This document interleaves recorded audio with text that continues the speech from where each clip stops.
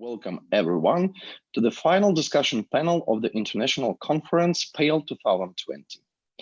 As far as you're already concerned, the key subject is psychology of inferiority. Overall, the discussion panel today is attended by scientists and experts from 3 countries: France, USA, and Ukraine. It's a great honor for me to moderate this discussion panel. So let me please introduce our speakers. Oleg Mальцев, Ukraine.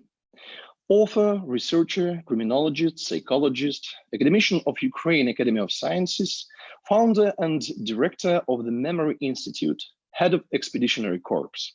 Dr. Mальцев is an author of numerous books in the areas such as applied history, sociology, depth psychology, philosophy, criminalistics, and criminology. Lucienne Ulabib, France.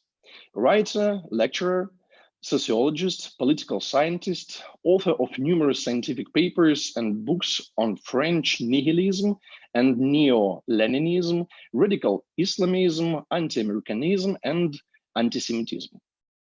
Dr. Ulabib spent many years working together with French thinker Jean Baudrillard. Stiven Best, USA. Author, speaker, public intellectual. Professor at the University of Texas, El Paso.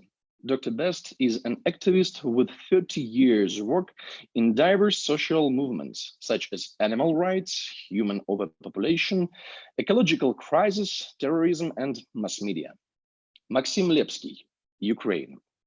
Doctor of Philosophy, academician of Ukraine Academy of Sciences, head of Sociology and Management Department, Zaporizhia National University, Ukraine. And Professor Lepsky is a chairman of the Social Forecasting Research Committee of the Sociological Association of Ukraine. Vitaly Lunyov, Ukraine. Ph.D. in Psychology, Associate Professor, Academician of Ukrainian Academy of Sciences, member of the American Psychological Association, the American Academy of Clinical Psychology, World Federation for Mental Health, USA, and the European Academy of Natural Sciences, Germany. Alexander Sagaidak, Ukraine. Ph.D. in Psychology, head of Terung Association, Jungian analyst, hypnologist, academician in psychology, anthropology, sociology, chairman of the Psychological, Philosophical, Scientific Society at the UAS. And also one of the speaker is Professor Lyudmila Filipovich, Doctor of Philosophy, religious scholar, professor, head of the Department of Philosophy and History of Religion in Institute of Philosophy by Grigory Skovoroda, National Academy of Sciences of Ukraine. I'm delighted to be here today, and let me please deliver a few words about the reference terms of this panel. So each speaker holds the opportunity to answer 3 questions formulated and presented to speakers in advance. Please limit your answers up to 7-8 minutes. And to begin with, I would like to give the floor to Dr. Mальцев. Let me mention the fact that Dr. Mальцев is the first scholar who has recognized the perspective of a scientific category such as psychology of inferiority. So please, Dr. Мальцев. Окей, спасибо большое, что дали слово. Thank you for giving me the floor. И я взял на себя смелость пояснить вопросы, которые нам сегодня представлены на обсуждение. So I feel obliged to clarify the subjects of our discussion that we are going to be speaking about today. И первый вопрос – это ущербность как новая категория исследовательская в психологической науке мировой. And the first subject of our discussion is inferiority as a new category of world psychological science. Я в течение 1 минуты постараюсь пояснить, о чем речь идет. And in the course of 1 minute, I would like to briefly describe what is this about. Дело в том, что сегодняшняя академическая психологическая наука как бы стоит на 3 китах. So today's academic mainstream science is established on three main pillars. Это Фрейд, Юнг и Леопольд Сонди. And these main people are Freud, Leopold Sondy and Gustav Jung. То есть это три кита, на которых стоит как бы современная психологическая наука.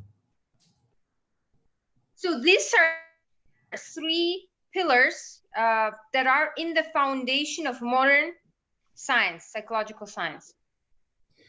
И это как бы академическая наука, и каждое из этих направлений как бы глубинной психологии имеет свою категорию как бы исследования. And in this academic science, every direction of depth psychology has its own peculiarities. То есть если Фрейд изучал рефлекс, как это его исследование. For instance, Freud did investigate reflex. Да. Юнг инстинкт. And Jung mainly specialized on instincts. А Сонди побуждение. And Leopold Sondy studied drives. Сегодня перед участником конференции стоит вопрос, насколько интересно было бы ввести новую исследовательскую категорию в академическую психологическую науку, такую категорию, как ущербность. And today, in this discussion, the participants are confronted with a question. Would it be interesting to introduce a new category into academic psychological science termed as psychology of inferiority? Вот, в общем-то, так выглядит вопрос номер как бы один. So this is question number one that we are going to discuss together. Вопрос номер два. Пандемия как тест. The question number two is about current pandemic as a test. Дело в том, что пандемия, как любая экстремальная ситуация, показалась людей с самой неблагоприятной, нелицеприятной стороны. So as any kind of extreme emergency situation, this current pandemic has demonstrated, has revealed people not in their best shapes. И по сути своей, как бы, нам нужно обсудить, почему люди повели себя в рамках как бы пандемии вот таким способом.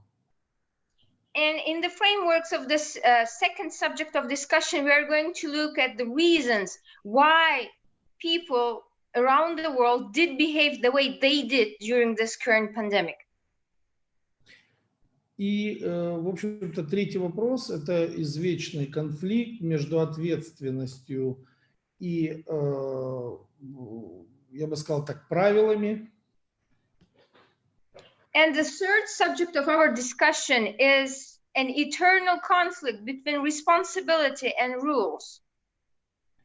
То есть считается, что люди, которые берут на себя ответственность, они почему-то не хотят соблюдать как бы правила. It is considered that people that are ready to accept responsibility are not willing to follow the rules. И им это всегда сходит с рук. And they always get away with that, even though they do not follow the rules.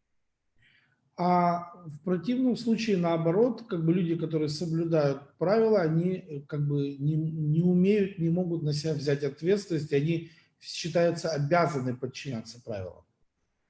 And on the other hand, people that are not capable of accepting responsibility for anything, it is believed that they have to follow the rules. И по сути своей мы этот конфликт увидели во время мировой пандемии. And we observed this conflict which took place during this pandemic. Когда мировые правительства нарушали конституции, законы, права человека. So when world governments of different countries were trespassing the law, they were breaking their own constitution, they were violating human rights and freedoms and other things. И мы увидели в полной мере реализацию этого старого еще библейского конфликта. And we saw how this ancient, even we can say biblical conflict was just implemented in the front of our eyes. Вот, в общем-то, как выглядят три вопроса. So this is how these three subjects of our talk look like. Sure that today we will have a brilliant, great discussion because we have three experts in psychology and three experts in philosophy. But as Dr. Mальцев mentioned, the first question, the first subject is the psychology of inferiority as a new category in psychological science. So I give the floor to Dr. Мальцев, please. Окей, спасибо еще раз за то, что дали мне слово. Once again, thank you very much for giving me the floor. Знаете, я классической академической психологией начал заниматься достаточно поздно в своей научной карьере. So in general, in my scientific career, I have started looking into classic academic science quite lately. Да. И, в общем-то, когда я приступил к исследовательской деятельности в области психологии, and when I started my studies in the field of classic psychology, мне все время казалось, что с этой психологией что-то не так. I always felt that there's something wrong with this psychology. Ну, понимаете, когда люди 200 лет занимаются психологией, а толку никакого, то меня это наводит на определенную мысль. So when people are engaged with a certain subject, let's say with psychology, in the course of 200 years, and there's no point in doing that, and of course, this kind of state of affairs would raise different questions. Ну, то есть, если явление существует 2000 лет, которое борется с грехом, да, и за 2000 лет его не побороло, значит, вероятно, оно для чего-то другого предназначено. For instance, if there is a phenomena which is meant to fight with sin, and it is doing so in the course of 2000 years, and still it was not successful, perhaps it means that that phenomena is meant for something different. То же самое с психологией. Если оно 200 лет борется там с человеческими пороками, там пытается помогать людям, пытается исследовать какие-то категории, то и у этого нет прикладного какого-то выхода, каких-то прикладных успехов, то меня это тоже наводит на определенную мысль. And the same thing applies to psychology. If it has been practiced in the course of 200 years, trying to help them, assist people in different ways, try to make them less inferior maybe, and at the end there are no practical achievements in the end results in this sphere, then again, this state of affairs raises different questions. И, в общем-то, я привык к совершенно другой психологии. And I myself, I'm used to different type of psychology. И вот, когда я пришел в академическую психологию, для меня там все было очень странно. And when I started, as I said, studying academic psychology, everything seemed very, very strange to me. То есть огромное количество моих коллег занималось какими-то очень, по их мнению, важными вопросами. A large number of my colleagues, they were engaged in very important things as they thought to be very important. Да, то есть я всегда себя спрашивал, для чего они этим занимаются. And I was always asking why they are doing this. Ну не может психолог, знаете ли, вот он быть таким умным и при этом сам психически нездоровым. I mean, it is nuts when a psychologist is so smart and so wise and at the same time so incapable psychologically himself.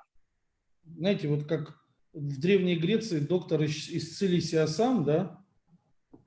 So it's like in ancient Greece, it was a doctor in the first place had to be capable of healing himself. И вы знаете, когда я читаю наших мэтров психологии, Юнга, Фрейда, Сонди, я понимаю, что эти люди прошли очень длинный исследовательский как бы путь. And so when I study our like maestros in psychology, the three names that I have mentioned already, then I can see that they went through a very long journey in their studies. Да, и всем, что мы имеем сегодня в академической психологии, мы обязаны этим трем людям. And everything that we have today in the academic psychology, we should be thankful to those three individuals. Но эти люди не вечны, как и все люди. And as every human being is, those people are not eternal. В распоряжении каждого из этих людей как бы был только определенный промежуток исследовательский времени. And every individual that we have mentioned, they had a certain lifespan that they could devote to their studies. И каждый из этих людей успел сделать ровно столько, сколько он успел как бы сделать. And every individual, like Leopold Zondi, Freud, and the Jung, they did as much as they could during their lifetime. Вот. И по сути своей, после этих двух мэтров, по сути своей, психологическая наука, исследовательская деятельность в области психологии, она как бы пришла в тупик. And after the death of these three great individuals in academic science, psychological science found itself in a certain lockdown, certain strange situation. И по сути своей давно назрел следующий шаг, ну как бы в психологии. And we feel obliged to make another step in psychology. И я начал искать этот шаг следующий. And I was searching for this next step in psychology. Что мы как бы подразумеваем под психикой человека? When we say psyche, what do we mean by that? Да. То есть, по сути своей, все, что сделали наши мэтры, они достаточно мощно описали предыдущие как бы три уровня человеческих как бы реакций и, в общем-то, отношений к окружающему миру. And what these three individuals did before us is that they made a paramount work in relation to human reactions and relationship of a human with the outer world. So basically they have studied three levels of human being. И если вы поговорите с любым человеком, то вы как бы поймете, что его вряд ли интересуют его рефлексы, инстинкты или побуждения. And certainly if you would speak to a usual regular person, it is less likely that he would be interested in his own reflexes, instincts and drives. Его больше интересует, почему у него вот такая вот жизнь, в которой он как бы живет. He would be more interested in why his life is the way it is. И, в общем-то, ему хочется жить иначе, если он не психически нездоров, как бы, да. And every human being who is psychologically capable and psychologically healthy, he wants to live a better life. Но он не понимает, что с ним не так. However, usually a person doesn't understand what exactly is wrong with him. И поэтому у меня возникла вот категория ущербности, как исследовательская категория академической глубинной психологии, как следующий шаг после побуждения. And so as the next step after the human drives, I have came up with this category of human inferiority. It is a research category in the depth psychology. У нас, к сожалению, не так много времени для доклада. Certainly, we do not have enough time to make like a decent report in here. Но, как вы понимаете, к исследовательской психологической категории должна предшествовать философская категория. And I mean, naturally, as it is accepted in real science, before having a psychological category, you have to have a philosophical category that would be preceding it. И я начал искать философа, который работал с этой проблематикой. And I have started searching for a philosopher who did work with this problematic. И я нашел Жана Бодриара. And I found such a person whose name is Jean Baudrillard. Жан Бодриар никогда не создавал своей школы психологии. And Jean Baudrillard never established his own school of psychology. Он использовал Лакана и Фрейда как двух психологов, на которых он ссылался в ходе своей работы. Opposite to that, he used prominent figures like Lacan and Freud and referred to them in some of his works. Это не значит, что он был поклонником Фрейда или Лакана. And it doesn't mean whatsoever that Jean Baudrillard was an adherent or was a fan of Lacan or Freud. Но ссылки на этих двух психологов в его работах присутствуют. However, there are certain references made to these people in his research work. И, в общем-то, такая мощнейшая школа философии, как школа философии Жана Бодриара, and Jean Baudrillard's school of psychology would have been a very powerful one. Она, безусловно, как бы должна породить как бы школу психологии. And Jean Baudrillard's philosophy, as we know, is impeccable, we can say, even so. And certainly this type of grand work, it has to produce a psychological school. И с моей точки зрения, как бы категория исследовательской ущербности никак лучше всего подходит как категория, проистекающая из философии Жана Бодриара.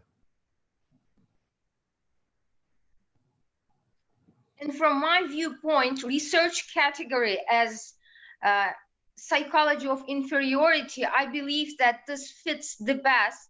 That would continue logically the Jean Baudrillard's philosophy and approach. Спасибо за внимание.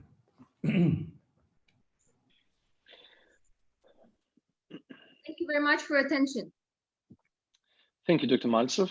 And the discussion can be continued by Люсьен Улабиб. Okay, good to see you. All of us. Maybe I was thinking once I heard Oleg, our colleagues, maybe it means an object like motivation. You know, you have in psychology way, you have reflex, instinct, drive, but also motivation, perspective, and necessity to be recognized by others. And it's why I suppose if you are not recognized by others, the complex of inferiority begin.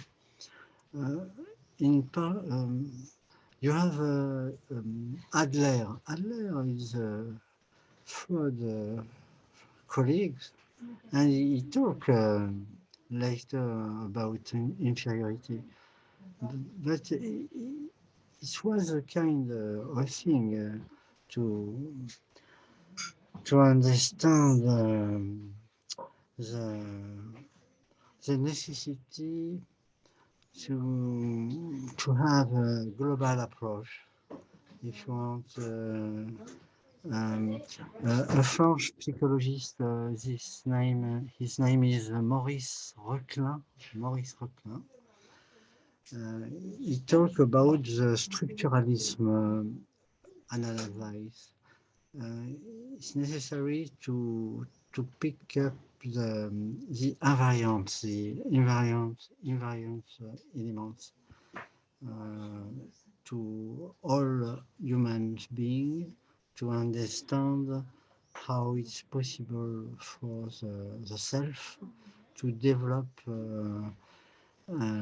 with satisfaction his own motivation. And in my model, I saw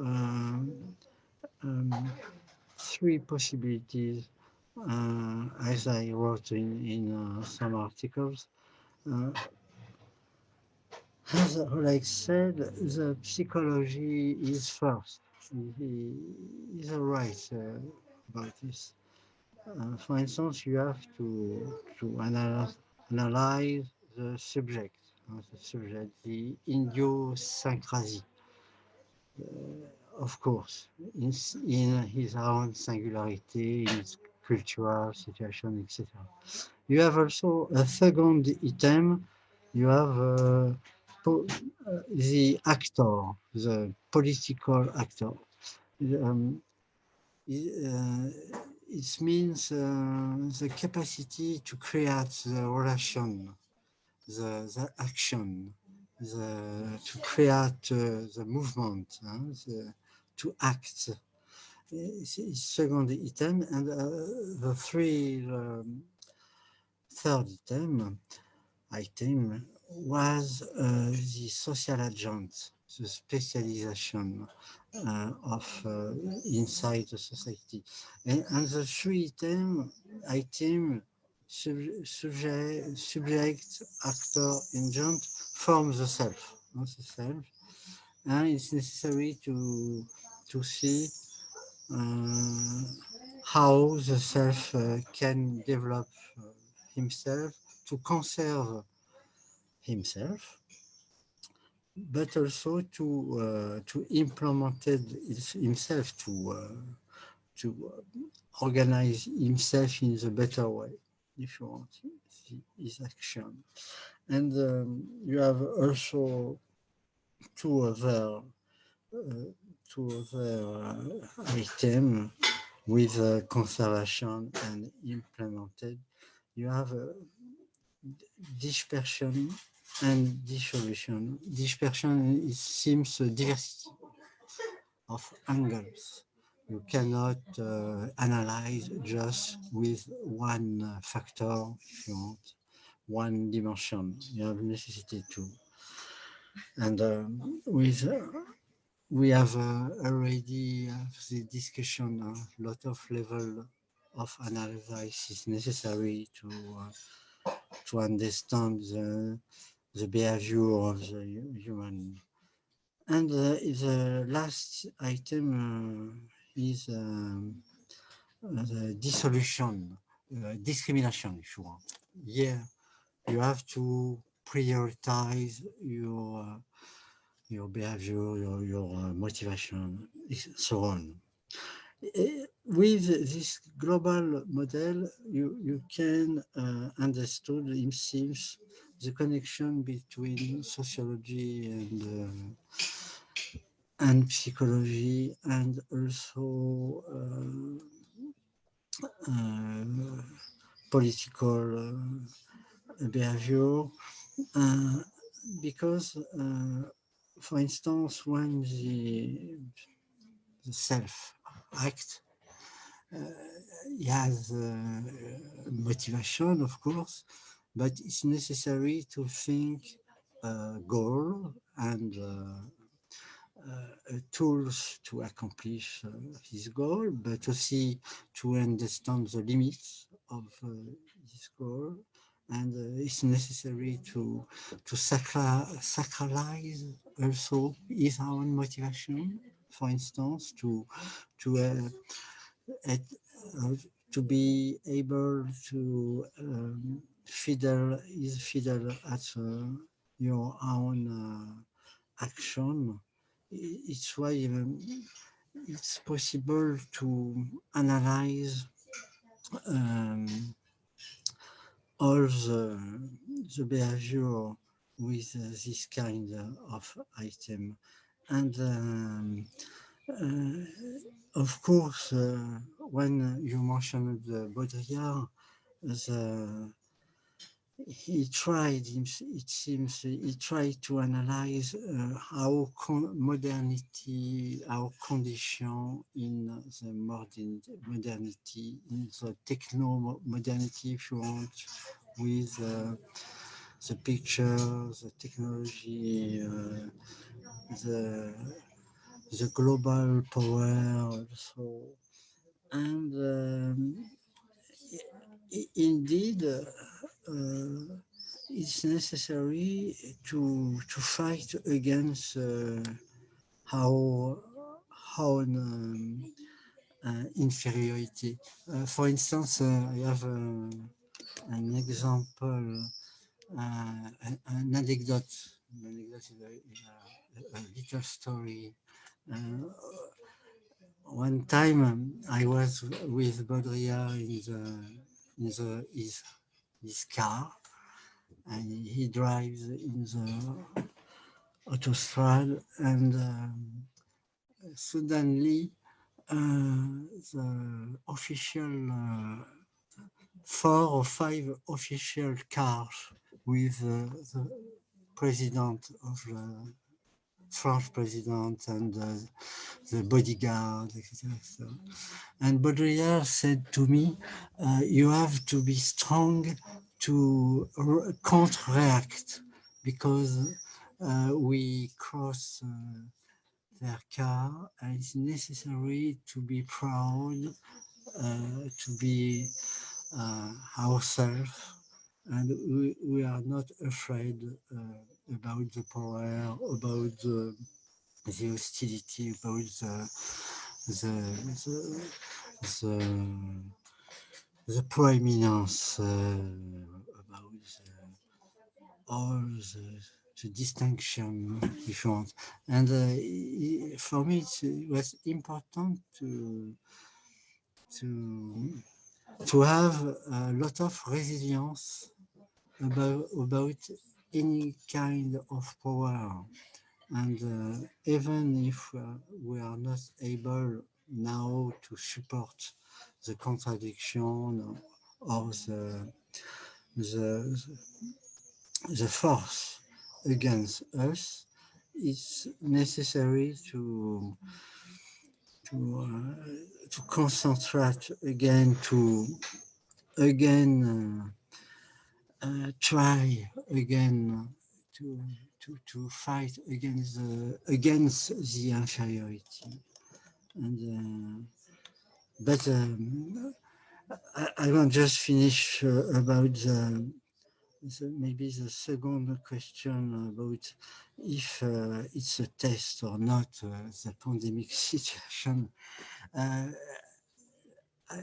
Yes. Excuse me, Dr. Ulabib, Yes. it's the second question. Yes. Okay. Yes. Okay. Yeah. One we answer question. for the first question after that. Yeah. Thank you very much, Dr. Ulabib. Thank you. As you remember, the first question is the psychology of inferiority as the new category in psychological sciences. So, Dr. Stiven Best, you can continue this discussion, please. Okay. Hello, everybody. It's great to be in your company. I had a few thoughts about this topic, listening to this. The first thought is the influence of social media on people.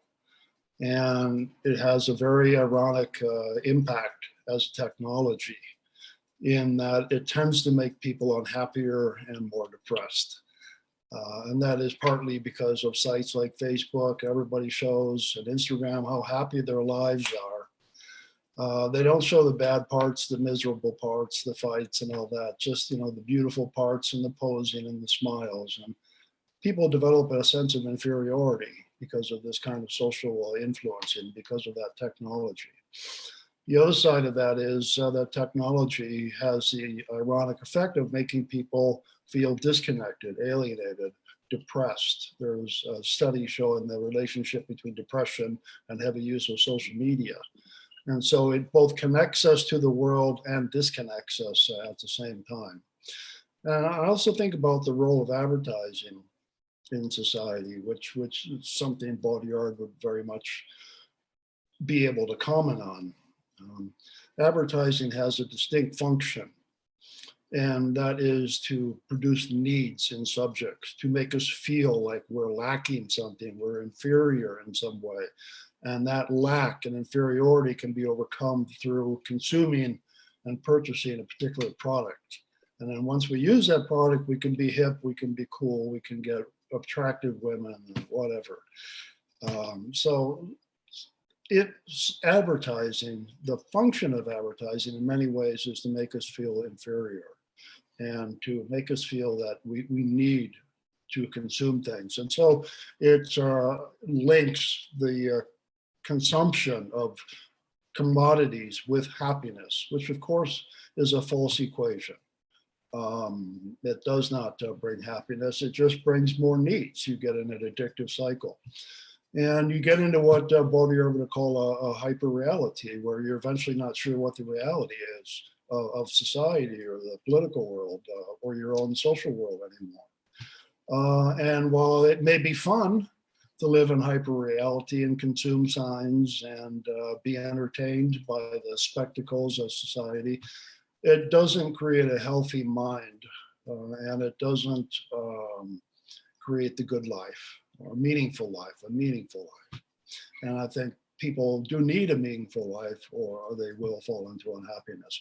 If that meaning is struggle against oppression or what have you, I think we do need a meaning in life. That's one thought. A second thought would be a more Marxist response to this issue. And this makes me think of systems of power generally.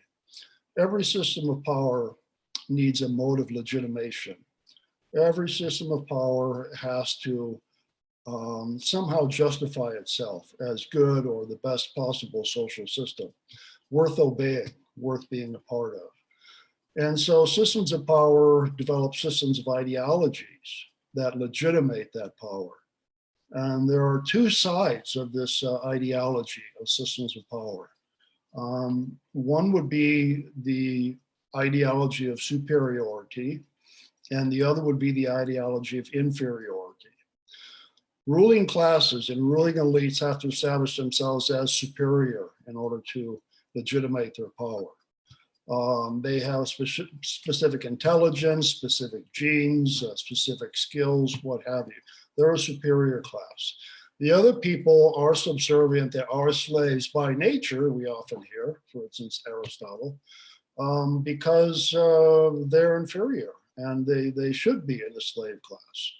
And that makes me think of Aldous Huxley's book, Brave New World, written in 1923, I believe, where brilliant analysis, we see society mass producing human beings in a bottling plant. And one most unfortunate class, the epsilon class, gets air taken out of its brain so that it becomes stupid. So it can be a slave class. So the superior class, in some sense, the flip side of that, I'm saying, they need to create an inferior class too. Not just a class, but a consciousness to go with that. If you look at every ideology of domination, you see the same pattern. You see a radical distinction between two types. The ruler and the ruled. This could be men over women. It could be white people over people of color. It could be humans over animals. Very prevalent ideology and form of domination.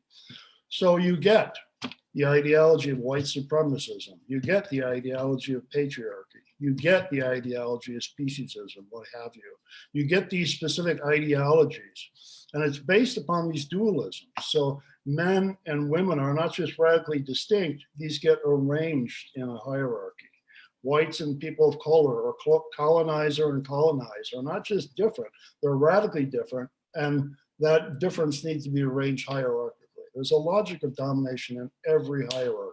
Racism, sexism, classism, elitism, speciesism, all work on the very same logic of domination.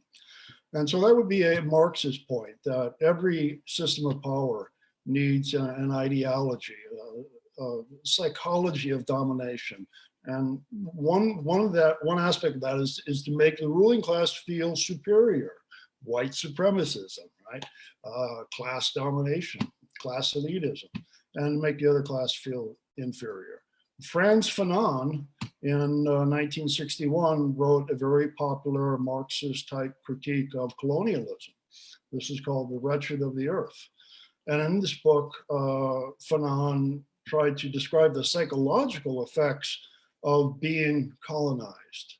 And he well appreciated that to liberate people from colonialism, you have to also liberate their thinking, their mentalities, because they internalize the colonizer's mentality, and that has to be eradicated. It's a bit like the Marxist idea of class consciousness. You have to develop a liberatory consciousness, a consciousness that wants freedom and demands freedom and knows how to take freedom. But I also am thinking now, finally, third and finally, of the Nietzschean concept of inferiority. And maybe, Oleg, you've thought about this or can make more of this in your work, because for Nietzsche, resentment was a central psychological category. And here again, it's something like the Marxist idea that there is a ruling class and a ruled class, except for Nietzsche, there was higher types, those with great genius and ability and bold strength and cunning, or the lower types, the mediocrities of society, the herd animals, as Nietzsche would say. And the herd animals resented those who were strongest over them, just as the Christian slave class resented the Roman warriors ruling over them. And so they created, the Christian slave class, what Nietzsche called the slave revolt in morality. The slave revolt in morality is the inversion of values, where everything that is good for the higher types becomes bad. Everything that is strong becomes some kind of evil. And so they invert that and they make weakness and submission virtues. And they turn weakness into a virtue rather than a vice. It's the revaluation of values.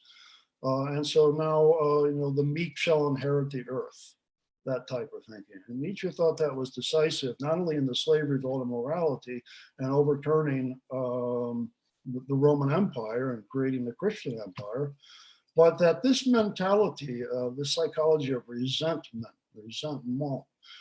influenced all of Western thought and is very much in modern egalitarian ideology, socialism, anarchism, egalitarianism, feminism, etc. In each case, there's a ruled class that feels made to feel inferior, but resents the stronger type. And so they are going to invert their values. They are going to project resentment into the moral and psychological sphere of society. And so it's a common everyday phenomenon. People often resent other people who are perhaps better than them, in better positions than them. It's a human trait to feel this envy and resentment. And Nietzsche thinks it affected the whole sphere of morality, but it begins with a sense of inferiority. And one way to overcome that inferiority is to turn that into some kind of virtue or create yourself as some ruling class. But I think the Marxist and Nietzschean analyses are very fertile for analyzing the psychological category of inferiority. Thank you, Stephen Best. And I give the floor to Professor Maxim Lepsky, please. Добрый день, или точнее уже вечер, дорогие коллеги. Спасибо, что есть возможность поделиться своими размышлениями. Я знаком с теорией Олега Викторовича Мальцева. Мы с Александром Николаевичем обсуждали это на симпозиуме в Палермо. И хотел бы поделиться с теми моментами, которые для меня важны. Good evening, everybody. I'm very glad to be here today, and I should say that I'm acquainted with the theory of Dr. Oleg Mальцев. We have discussed this in Palermo Symposium together also with Professor Sagaidak. Начнем с того, что мы обычно категорию рассматриваем только тогда, когда отражены очень важные существенные закономерности. So first thing that has to be pointed out that we start taking into consideration different categories when there are different factors that necessitate it. Сложность категории ущербность состоит в том, что в теории риска ущерб изначально негативная коннотация. So complexity of theory of inferiority is in that in the theory of risk, it has a negative connotation from the beginning. Потому что ущерб – это обычно либо потеря чего-то, либо недополучение чего-то. Because usually when we say inferior or inferiority, what do we mean by that? We think that there are losses or something, shortage of something. Как свойство, ущербность уже характеризует какие-то отношения, которые носят устойчивый и долговременный характер. As a quality, inferiority itself is something that that means that the relationships have a long-term basis. И вот здесь, на мой взгляд, удачно была концепция как раз пирамиды ущербности, которая была предложена на симпозиуме. And I think in this part, the pyramid of inferiority, which was presented during the international symposium, was a very successful one. Поскольку мы не отказывались от диалектического подхода, естественно, всегда важна и противоположная категория ущербности. Since we do not exclude the dialectical approach, we also have to keep in mind the opposite of the inferiority. И вот здесь обращение к Бодрияру мне кажется вполне уместным. And I think in this point, the reference to Jean Baudrillard is quite relevant. Поскольку здесь соотношение идет объективного и гиперреального. Since we are looking at the correlation of objective and hyperreal. Одновременно, как социолог, я знаю, что ущербность вполне уместная категория и при анализе другой категории, которая известна как депривация, которую изучал Теодор Роберт Гар.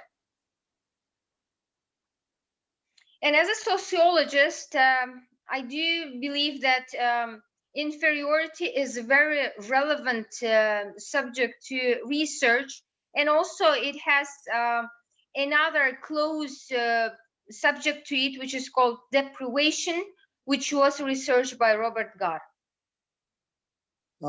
Теодор Роберт Гар. Теодор Роберт Гар.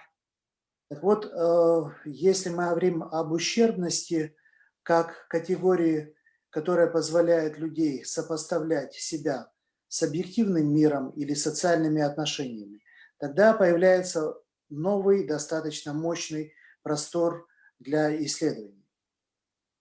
And if we consider the category as inferiority in correlation with objectivity and the social world where one can exist, then it would be possible to do so.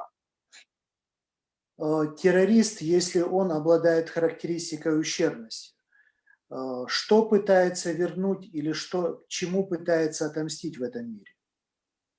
So if a terrorist, let's imagine that he has the characteristics of inferiority, then in such a case, what he is trying to revenge in this world, or whom he is trying to revenge?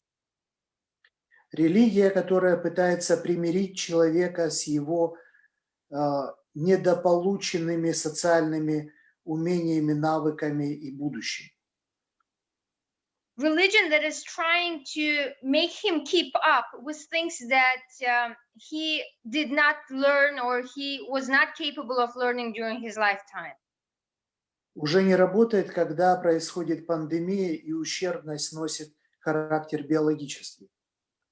And this doesn't work during the pandemic period when the inferiority already has the biological component. И здесь появляются и те основания, которые не носят объективный характер, как, собственно, информационная пандемия, как характеристика массовой ущербности. And certainly in here, there is no objectivity because when we speak about the pandemic, it has an informationary factor, which is massive. И у меня тогда возникает вопрос по поводу не просто психологической категории, а прежде всего философской категории. And certainly in such a case, I end up asking myself a question which doesn't relate to psychological category, but relates to philosophical one. Если происходит экзистенциальный кризис, и человек не верит ни в себя, ни в религию, ни в государство, ни в науку, то что у него остается? So if there is an existential crisis and a person doesn't believe in himself, he doesn't believe into government, he doesn't believe to anything, so what he is left with in such a case? Вполне вероятно только свобода и способность жить собственным разумом. It is likely that he is left with only with a freedom and with his own will to continue this life. Поэтому я предполагаю, что при формировании таких мощных глобальных угроз необходимо рассмотреть не только ущербность, но и противоположную категорию. Какую здесь еще, мне кажется, вопрос открыт. So in the times of formation such global threats, I think it is relevant not only to consider category as inferiority, but also a category which would be opposite to it. And what is it? We do not know yet. This question is open. Вот у нас произошло послабление мер карантинных, и сразу появились бунтующие люди. For instance, in the country where I live, the quarantine measures were a little loosened up. They were weakened a little bit. And right away, we end up having different people that are rioting in the streets. Они бунтуют против ущербного правительства или против своей ущербности? So the question is, are they revolting against the government's inferiority, or are they revolting against their own inferiority? Если малый и средний бизнес, понятно, против чего бунтуют. Они против ущерба, которого, той прибыли, которую недополучили, и возможности выжить в этих условиях. If we are speaking about small businesses, then it is clear that they are revolting against the fact that they lost a lot of income and they are trying to survive in this situation. И еще очень важный момент. Когда-то еще Платон говорил о том, что реформы могут быть существенными, когда рассматривается существо дела, или косметическими. Так вот, ущербность принятых решений часто наводит лоск с помощью косметики информационных мер. Plato once said that when it comes to reforms, we have substantial reforms and not substantial reforms that are considered almost like cosmetic ones. So usually when we are speaking about inferiority, it happens that we are speaking about cosmetic. Пожалуй, Просьба резюмировать в течение минуты. Please sum up in 1 minute. Пожалуй, именно это те моменты, которые я хотел бы вынести тоже на обсуждение по первому вопросу. Спасибо за внимание. So in relation to the question one, the things that I have mentioned, I would also discuss them if possible. Thank you very much for attention. Thank you, Professor Lepsky, and I give the floor to Professor Vitaly Lunyov, please. Уважаемые коллеги, добрый вечер. Очень рад присоединиться к сегодняшней дискуссии. Good evening, dear colleagues. I'm very happy to greet you all and happy to be here. Когда я услышал от доктора Мальцева такую категорию, как ущербность или психология ущербности, у меня сразу возникла такая необходимость найти, ну, собственно, язык, на который можно опираться для понимания этой категории, потому что она меня достаточно сильно увлекла, довольно-таки емкая категория. So when I heard for the first time when Dr. Mальцев used a psychology of inferiority or inferiority as such, I felt very compelled to understand this thing. And I thought that we do need a certain language that would help us to understand this psychology of inferiority. Because for me personally, I find this thing very interesting and I would like to look into it. Вначале это немного напоминает позицию Адлера с его комплексом неполноценности. И в дальнейшем, когда начинаешь глубже разбираться в этом аспекте, понимаешь, что это не совсем так. So from the first viewpoint, it reminds the Adler's complex of not being fulfilled or not being full, like something like inferiority. But after a while, I do understand that the psychology of inferiority is different than what Adler taught. И проблема в том, что глубинная психология всегда опиралась на чей-то язык. Например, на язык физики, на язык неврологии, на язык лингвистики, культурологии и многих других наук. А вот в данном случае практически, ну, во всяком случае для меня это так звучит и прозвучало, что речь идет, ну, буквально о языке экономики, права и, может, даже криминалистики, когда мы говорим об ущербности. So in general, when we are speaking about depth psychology, we certainly refer also to neurology, linguistics, and many other sciences. But when we were speaking about psychology of inferiority, for me personally, I noticed that it is more directed to the economics, power, and this kind of categories. Поэтому, по большому счету, содержание психологии ущербности или вообще ущербности как таковой, это то, что относит нас к теме лишения. Лишение, потеря, изъятие, в конечном итоге к первичному дефициту чего бы то ни было. So when we speak about inferiority, in the first place, what comes to mind to us is that something was taken away from somebody, or this initial deficit, as we would term it. И это очень напоминает, ну, по сути, картину потерянного рая или потерю вот такое отлучение от чего-то такого, что было изначально, но в результате оказалось потерянным. Ты оказался отлученным от чего-то. And also what comes to my mind is a certain image of a paradise that was taken away from people, something that belonged to people before, but then later on they're left without it. That's what comes to my mind when we speak about inferiority. И если мы говорим о глубинной психологии, то вот такая потеря, которая впервые ощущается субъектом, она как раз связана с тем, что он становится за пределами желания значимых для него фигур изначально. And if we are speaking about depth psychology, then it is about certain loss that was experienced by a subject for the first time in his life, and that when he goes beyond the desires of figures that were important for him. Также, когда мы говорим об ущербности, мы всегда подразумеваем наличие другого. потому что без этого другого стать ущербным невозможно. And also, when we speak about inferiority, we suppose that there is an alternative, because it is not possible to be inferior if you have nothing to compare with.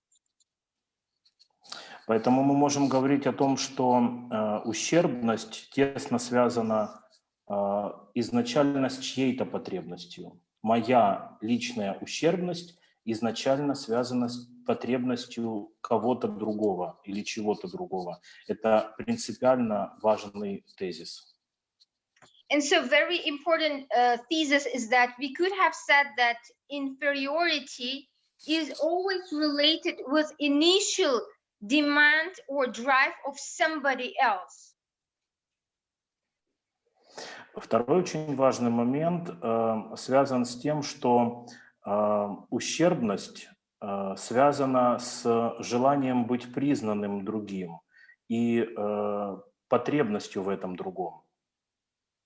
The second important point is that inferiority is linked to the desire to be accepted by somebody else, to be hurt by other people. И свою потребность мы ощущаем только посредством другого. And we feel that we are in demand only by means of somebody else. И еще один тезис, на котором я бы хотел остановиться, это то, что ущербность всегда связана с первичными объектами, которыми могут выступать, в буквальном смысле слова, отец и мать, а соответственно речь идет о конфликте желания и закона. И это становится одной из серьезных базовых первопричин следующей ущербности. Also, the next point is that the inferiority is initially linked to two important subjects for every human being from their childhood, which is mother and father figures. So because of the conflict of a desire and the law, we end up having the first basic foundation that leads to inferiority. И если вот резюмировать такие теоретические позиции, мы можем прийти примерно к следующему выводу. To conclude, то, что, собственно, желание другого является невозможность преодолеть это желание, становится основой для переживания субъектом ущербности как таковой. И единственный выход из состояния ущербности, по сути, может быть связан с возможностью сформировать только свое желание. А для этого нужно преодолеть тревогу и опереться на необходимый ресурс. Вот такое видение ущербности я бы хотел сегодня представить.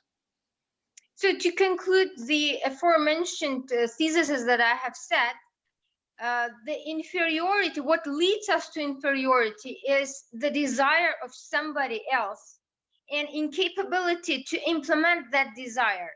So the exit from this condition, in my viewpoint, is to form your own desires, to be free from the anxiety and to, start living by your own desires. So this is how I see inferiority. Thank you, Professor Lynov. Thank you. And the discussion can be continued by Alexander Sagaidak, please. Здравствуйте, коллеги. Очень рад вас всех приветствовать в этой дискуссии. Greetings, colleagues. I'm very glad to greet you all in this discussion. И говоря о категории ущербности, конечно же, в первую очередь возникает аналогия с индивидуальной психологией Альфреда Адлера, комплекс неполноценности. And so certainly when we are speaking about psychology of inferiority, first thing that comes to our mind is Alfred Adler's complex of inferiority.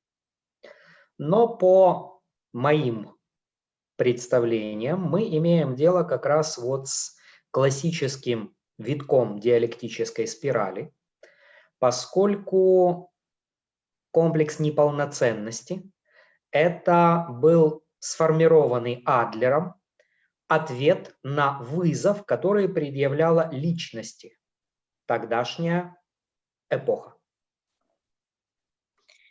However, I see that the thing that we are discussing is different, because when we speak about Alfred Adler's complex of deficiency or inferiority was about classical dialectical spiral, which was basically a response to a challenge to the human beings that of this or that epoch.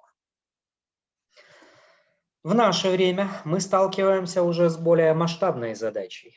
И почему необходимо введение категории ущербности? Потому что есть вызов, который брошен уже не личности, а в целом обществу. And in our times, I think it is necessary to introduce a category such as inferiority for the reason that our task is bigger in scale, it's global scale.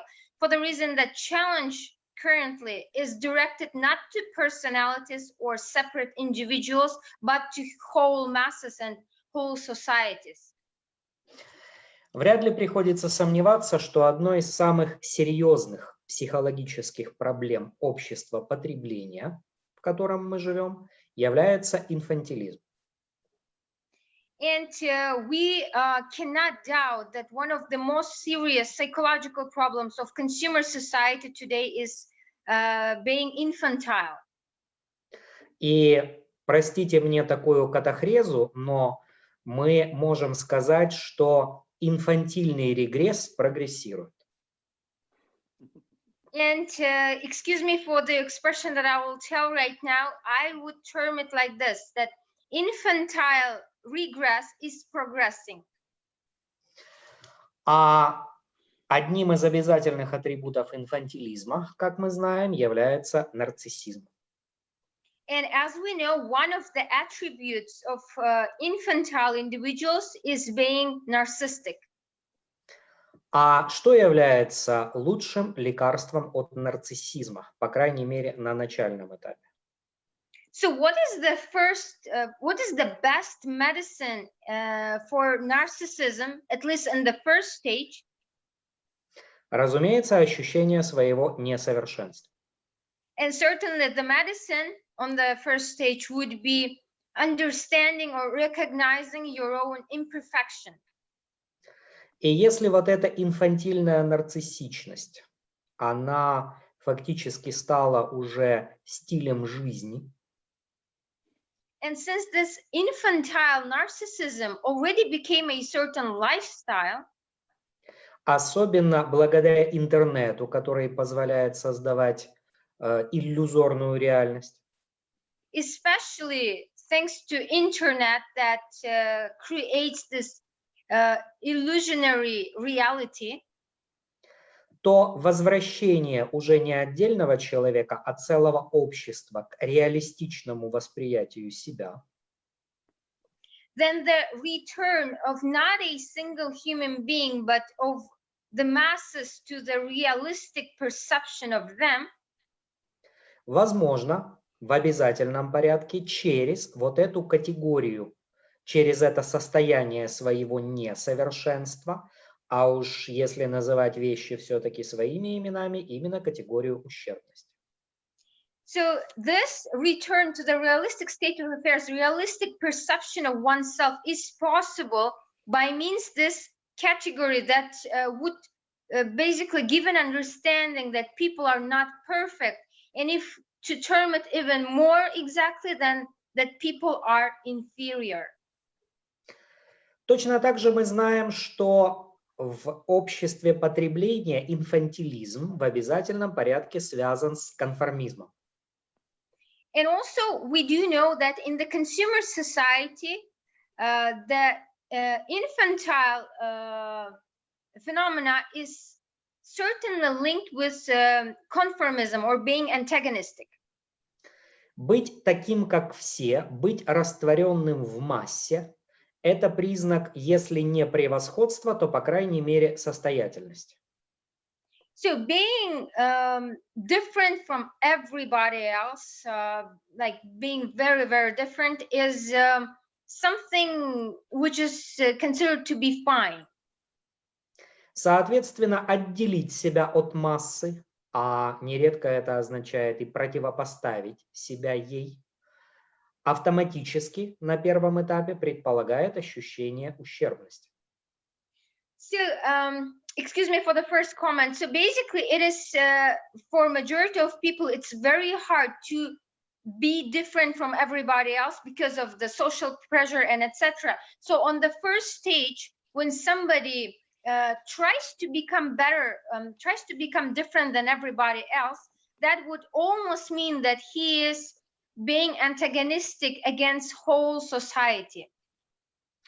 В рамках нашего подхода, метода глубинных трансформаций, мы уделяем ключевое внимание понятию аутентичности. In the frameworks of the approach that I use, depth transformation, we pay much attention to authenticity. Так вот, как показывает практика, в условиях такого конформистского, инфантильного общества потребления, войти в состояние своей аутентичности зачастую означает ощутить свое изгойство. Thus, as experience shows, in this consumer society, which is conformist and immature or infantile, when somebody is trying to reach his authenticity, it usually means that he would feel inferior. В сущности, это то же самое экзистенциальное одиночество, о котором и говорят экзистенциалисты. In fact, this is existential loneliness that is being propagated by existentialists.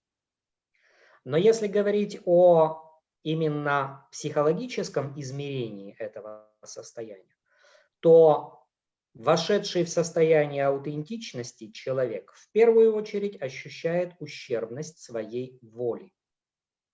However, if we would speak in the framework of psychological dimension of this state, when somebody enters this authentic state of himself, on the first place, he starts feeling inferiority of his own will. Просьба постараться в минуту суммировать. Please sum up in 1 minute. Thank you. И именно осознавание, проживание ущербности своей воли and conscious living and experiencing the inferiority of your own will является для человека начальной возможностью для своего аутентичного становления is the first initial point that allows a person to start living his authentic way of life. И дальнейшего целостного пути самореализации, который Юнг называл индивидуацией. And also it allows to continue to move to other steps of lives that was termed by Jung. The next step is individual type of thing. It's all related to individual. Спасибо за внимание. Thank you very much for your attention. I think that it's a good idea to give a floor to Dr. Mальцев, maybe to comment some statements of his colleague as an author of this new category of psychological science. Олег Викторович, если пожелаете, есть возможность 2-4 минуты прокомментировать все, что вы услышали, ну, потому что вы являетесь, собственно, автором этой новой концепции. Я вообще благодарю коллег за столь содержательную дискуссию. Well, first of all, I would like to thank my colleagues for such a meaningful discussion. И с моим великим уважением к профессору Лепскому. With my big respect to Professor Lepsky, я хочу ответить на те вопросы, которые он поставил. I would like to answer questions that he had said. Во-первых, как мы говорим, что противоположно ущербности? In the first place, he mentioned what is opposite to inferiority. Вопрос нормы. And here's the answer. It's about the norm. с которой очень большая проблема в психологии. And there is a huge problem in psychology with this norm. Понимаете, норма в психологии – это некая размытая категория сегодня. Because when we speak about what is normal, in psychology, it is a very vague and abstract term. Знаете, плавающая и изменяющаяся. So that concept, it's so vague that it constantly changes. И вы понимаете, в общем-то, у меня были случаи, когда я разговаривал с достаточно уважаемыми профессорами, психологами. And I experienced several cases when I used to speak with very respected professors and psychologists. И они на полном серьезе утверждали, что люди, которые каждый месяц выстраиваются за зарплатой к другим людям, они нормальные, а те, кто им платит зарплату, это ненормальные. And those distinguished psychologists, they were completely serious when they were telling that people that line up every month to get their wage or payment are normal. However, people that are actually earning money and paying them those wages are abnormal. То есть, по сути своей, как бы ущербность, как категория глубинной психологии, как исследовательская категория глубинной психологии, жестко ставит вопрос нормы. So basically, the research category is inferiority in depth psychology. It is very strict. It is very strict when it comes to norm in defining what is normal. Ответ на второй вопрос, что является философской категорией, символьная составляющая. And the answer to the second question asked by Professor Levsky, it is about symbolic component. Хотелось бы вернуться к ущербности. And I would like to come back to inferiority. Есть и следующая надстройка над ущербом, над нормой. Do we have another level which goes beyond, which goes one step higher than the norm? Это могущество. Then yes, there is, and it is like supremacy, or when a person is capable of fulfilling anything. То есть могущество – это единственная категория, как бы лишенная ущербности. And this strength or might is the only exclusive category which is not inferior. Тот самый понтифик оппозиторум со ссылкой на как бы Леопольда Сонди. So it is that very one Pontifex Oppositorium which was termed by Leopold Sondi, that part of a human being which is capable of solving any type of tasks. И, конечно, мое почтение, профессор Сагайдак. And I would move and with my all respect, I greet Professor Sagaidak. И все, что мне хочется сказать, Александр Николаевич, очень жаль, что они в массе не чувствуют себя ущербными. Everything that I would like to tell is, Professor Sagaidak, I'm very sorry that people do not feel themselves inferior in masses. Я закончил. Спасибо большое. This is it. Thank you very much. Thank you very much, Dr. Mальцев. So we can go to the second topic of our discussion, and it's a pandemic as a test or a project. So, Dr. Mальцев, you can start, please. Спасибо, что дали слово. Thank you for giving me the floor. Вы знаете, в момент пандемии я находился вместе с профессором Лепским в самом центре ее как бы развития, существования в Европе. As I have mentioned, during the outbreak of pandemic, together with Professor Lepsky, I was in the heart of this outbreak in Europe. И мне бы совсем не хотелось обсуждать поведение людей, то есть приводить конкретные примеры по причине того, что это ужасно. And I do not really want to provide specific examples about how people behaved, because this is not something nice to hear. И, в общем-то, вы все увидите на фотографиях и прочитаете в монографии, которую я закончил писать, и которая вот-вот выйдет, которая называется «Как меня заставили изучать психологию Европы».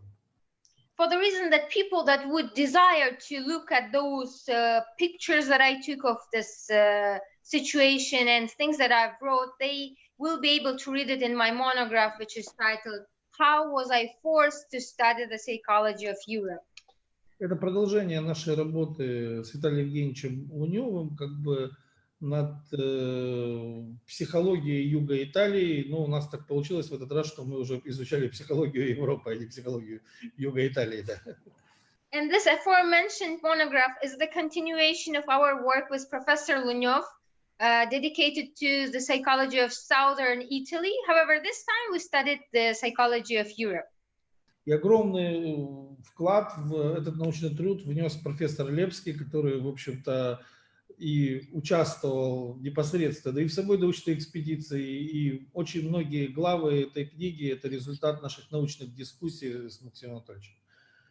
And Dr. Lepsky also made a big contribution to this monograph, and this monograph has a lot of discussions of me and Dr. Lepsky. Да. И по сути своей, что я хотел бы обсудить в рамках того времени, которое мне отведено на доклад. So here's what I would like to discuss during this minutes that are allocated for the speech. Если мы представим психику как некую антенну приемную, so if we imagine our psyche as a certain antenna which is accepting different information, то вот в самом низу будет рефлекс. Then at the bottom of it you would have reflexes. А в самом верху будет символьная как бы составляющая. And at the beginning, at the top of this antenna, there would be symbolic component. Так вот, очень удивительно было видеть, что кроме рефлекса никакой другой реакции по сути своей в Европе в момент пандемии не было. And it was surprising to see that during the pandemic in the Europe we saw nothing but reflex reactions. Я крайне солидарен с доктором Александром Николаевичем Сагайдаком с тем, что по сути своей по реакции европейских граждан можно было изучать детскую, вот эту вот самую подростковую психологию. And in this point, I would totally agree with Dr. Sagaidak that when you are studying the reactions of Europe during this pandemic, that is a perfect sample to study the juvenile psychology or infantile psychology. То есть, по сути своей, такого инфантилизма я не видел в жизни никогда. I should confess that I have never seen this type of immaturity ever. И когда-то на собрании одесского психолога философского общества Александр Николаевич Сагайдак сказал, что человек общества потребления – это крайне лояльный человек, он живет за счет лояльности и толерантности. And during one of the meetings of psychological and philosophical community, Dr. Sagaidak told that the masses basically they live on the basis of a certain solidarity. Но ни лояльности, ни толерантности в момент пандемии я не увидел.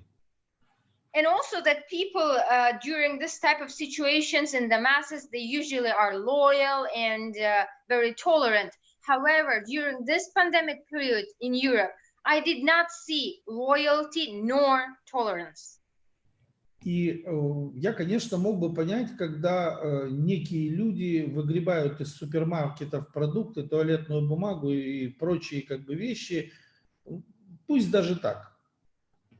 And so when people are even basically emptying the supermarkets, making the Hummer purchase or whatever, and they are just buying all of the toilet paper and etc. Okay, let it be. Но меня удивило другое. But I was surprised at something different, not because of the situation in the supermarkets, something else. тот уровень, который как бы, то есть уровень управления, то есть это президенты, премьер-министры, канцлеры как бы Европы, который должен был реагировать совершенно на другом уровне, это антенны психики. What I was surprised is because of the level of management of presidents, prime ministers, councillors that supposedly had to react on the different level of this antenna, not the reflex one. Они реагировали на том же самом уровне рефлекса, как и все остальные граждане. And unfortunately, they did react on the reflex level, just the way regular populations did. Одно заявление Ангелы Меркель меня вообще поставило в тупик. One of the statements of Angela Merkel did shock me.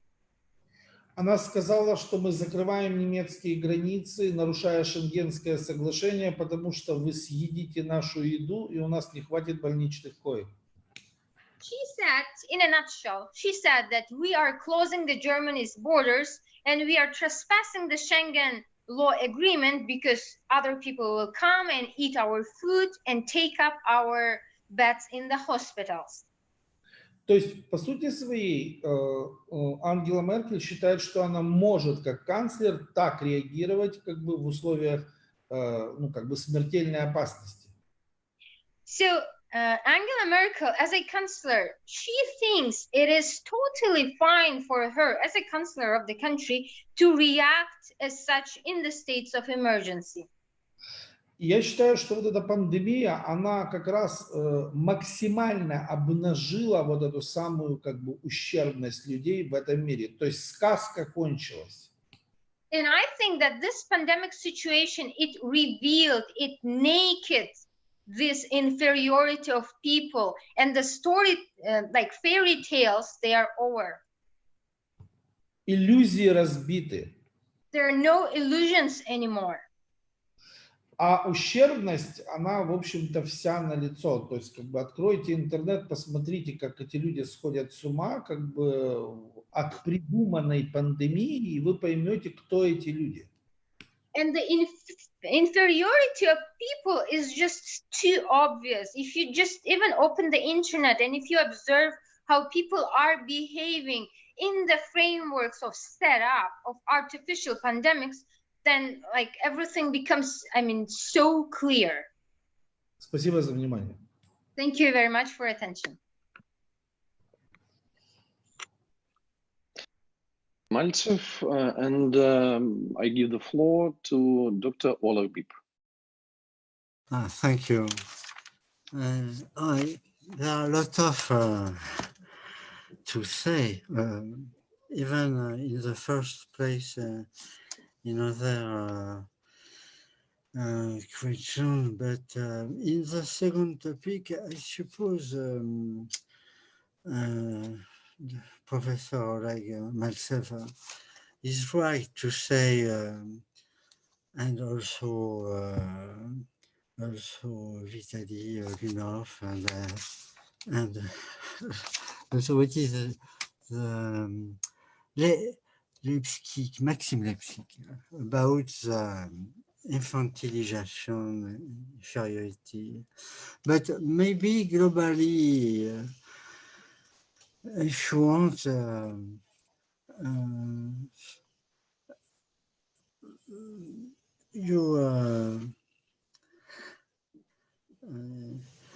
no, because I hesitated because I want to answer the other questions in the first step. For instance, for like just a parenthesis, maybe the contrary of normal is accomplishment.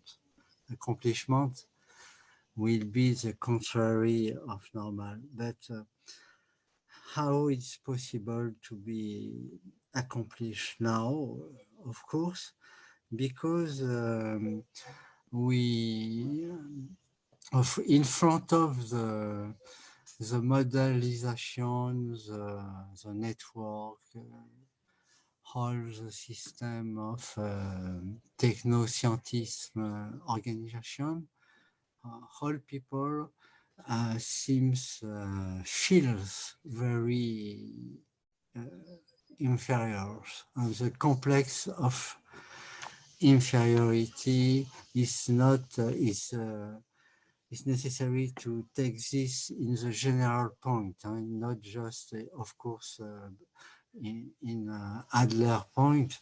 You have to generalize. We have the complex about the people who talk in the TV, in the field, in the network. The problem of the to be new by the audience, public, and so on. It's why we have a lot of sentiments, feelings of inferiority in this context. It's why we can obey at the rules, because we believe that our dirigents, our leaders knew better than us the situation. It is the first point. But in the second thought, I am asking myself, maybe there is maybe a test or a project. It's not necessary to see a conspiracy theory necessary, but if you see the situation as Professor Oleg Mальцев said, it's a very artificial pandemic because the numbers are very low globally. Every year in the world, you have between 200,000 and 500,000 dead by the flu, by the influenza, and all the statistics, even OMS statistics, global statistics said we are now under the annual estimation of pulmonary infection and so on. It's why indeed interesting to understand why now and not last year and not the next year, what now? Of course, the human history is maybe in a succession of opportunities. Maybe the virus, the Chinese virus, is just an accident. He escapes from a laboratory, a French-Chinese laboratory, because the French provided the finance inside the P4 laboratory in Yuan, and maybe it's an accident. But in France, you have the Minister of the Health, Agnès Buzyn, decide to make the hydrochloroquine, the Didier Raoult treatment, inside the forbidden poison.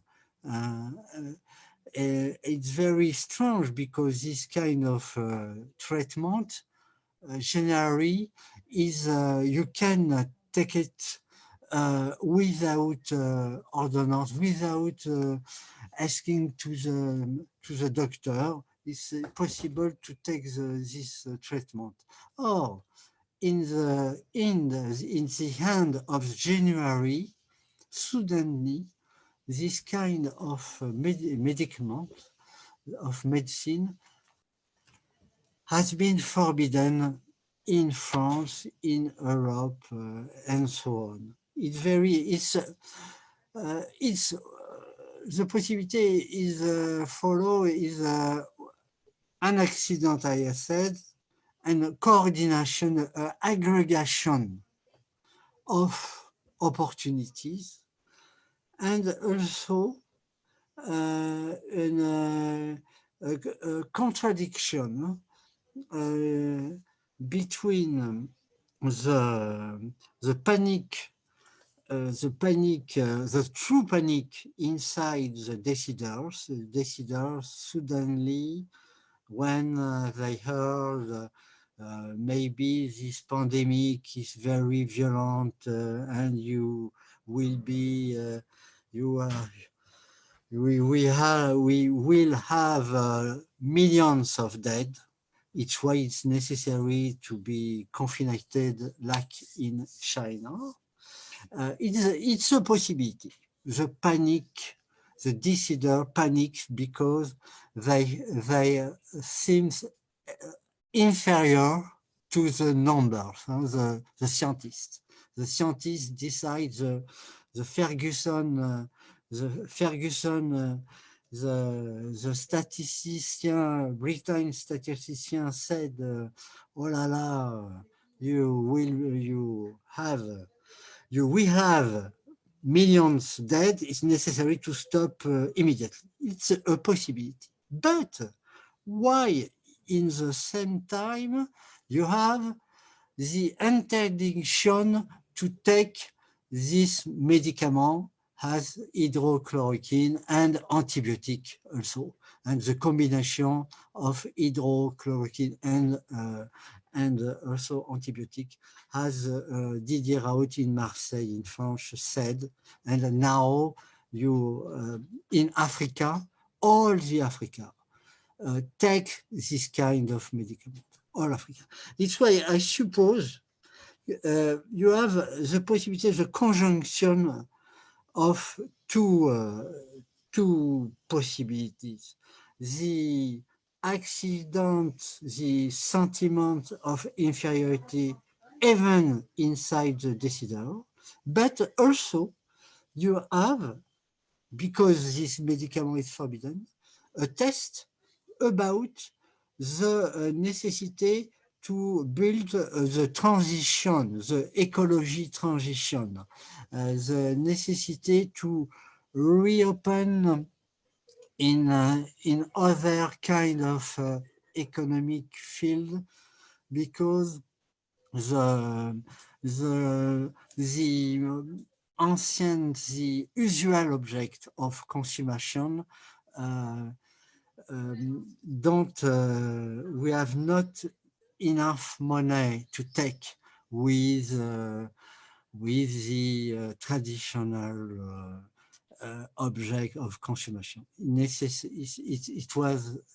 It's necessary to adopt a new consumption, internet consumption, advertising consumption, of course, video game, of course, and also electric and a lot of also bio-medicament, anxiety, because as the Dr. Stevен Best said, yes, advertising, hyperreality create a lot of anxiety. For instance, in France, a lot of people take a lot of psychotic medicament to calm themselves.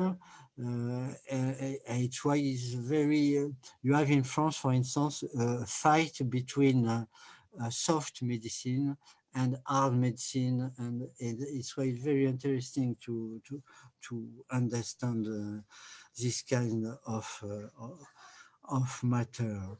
And in my conclusion, yes, in my conclusion, I will say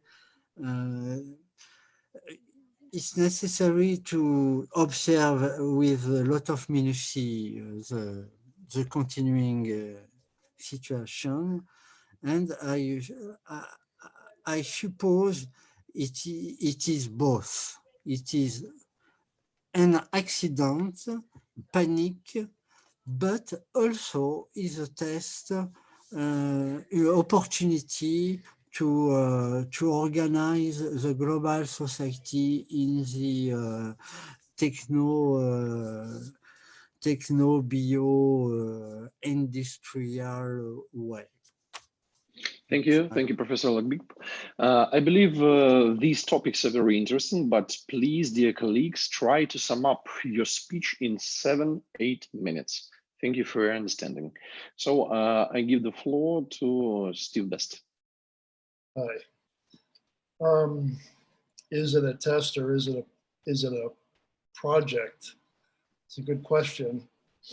The term project to me suggests a conspiracy, that it's someone's project, it's someone's agenda, it's happened or being manipulated by certain interests for specific reasons. I heard the phrase artificial pandemic, and I heard the pandemic compared to the flu. I may not be thinking correctly about this, so please point out where I'm wrong. But these are the things here in America that Trump says a lot. And so I'm a little skeptical of that the pandemic here in the United States, which is being hit harder than any other country, is very real. I experience it to be very real. It could be I'm deluded and I should go out and enjoy my life in bars and restaurants like lots of other people are doing right now. But I don't feel that that is a rational thing to do. And so I remain imprisoned in my private solipsistic self. Still over 2,000 people are dying in America every day. Nursing homes and churches and other mass events have bred a lot of contagion.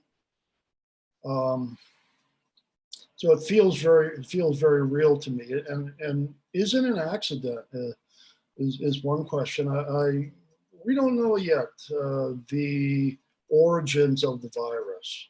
It probably came from a live market in Wuhan, China. It might have been bioengineered, which is a favorite theory of Trump. But the medical science doesn't seem to detect evidence of that. Of course, there could be a conspiracy for that. It might have been an accident, but I don't think accident is the right way to phrase it because it was inevitable. And it's inevitable because of our relationship to the natural world. It's inevitable because we are destroying ecosystems. We are destroying biodiversity. We are coming into ever closer contact with thousands of viruses that are in the forest and in the wilderness.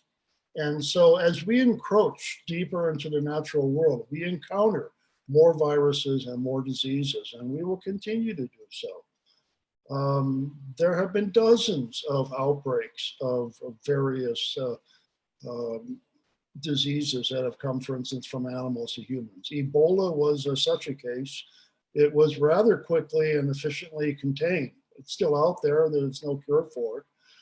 This virus will likely be out there indefinitely. But I have to say it feels real to me. I don't think gravity is a linguistic construction. If I did, I'd go jump off a building. It seems real to me, but I don't jump off buildings. I do think the pandemic is not an artificial construction by political elites. So I don't go into crowded bars. And I have a genuine sense of fear and paranoia of that. And again, it could have happened for one reason or another and be exploited by the elite. Now that doesn't surprise me. There have been very fertile theories here in the US, you might know, about 9/11 as a conspiracy, that the elite made 9/11 happen so that they could pass all kinds of repressive anti-terror laws and surveil and attack the public. And surely that they did. If they didn't cause the crisis, I don't know. There are theories that they did. The elite, the political elite, they sure exploited it. So we could say that this crisis, whatever its origins, is a kind of Trojan horse. It carries lots of opportunities for authoritarian elites to exploit. We see Trump and the Republicans in the United States exploiting this to control abortion policy, to control voting procedures, to create a sense of fear in the public as they're telling us everything's okay, so that we re-elect President Trump and we don't take any chances with a new president during this crisis. It is definitely a Trojan horse and has lots of opportunities for an authoritarian to exploit.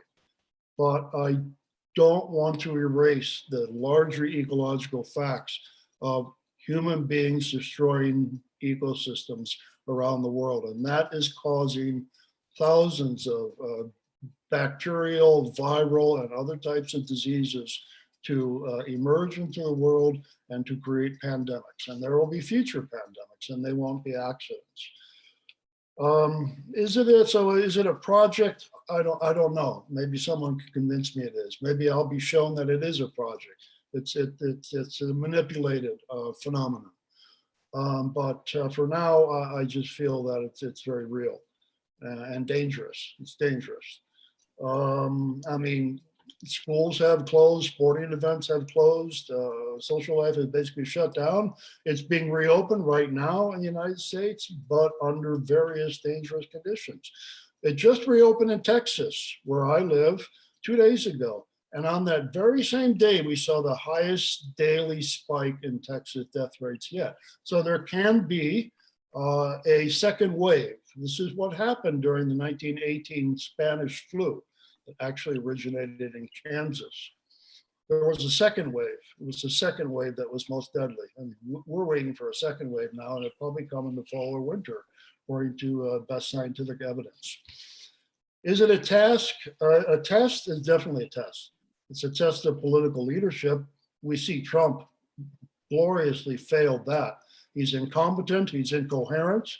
And right now in this country, we have the biggest crisis we've had since the Spanish flu or since the Great Depression a century ago.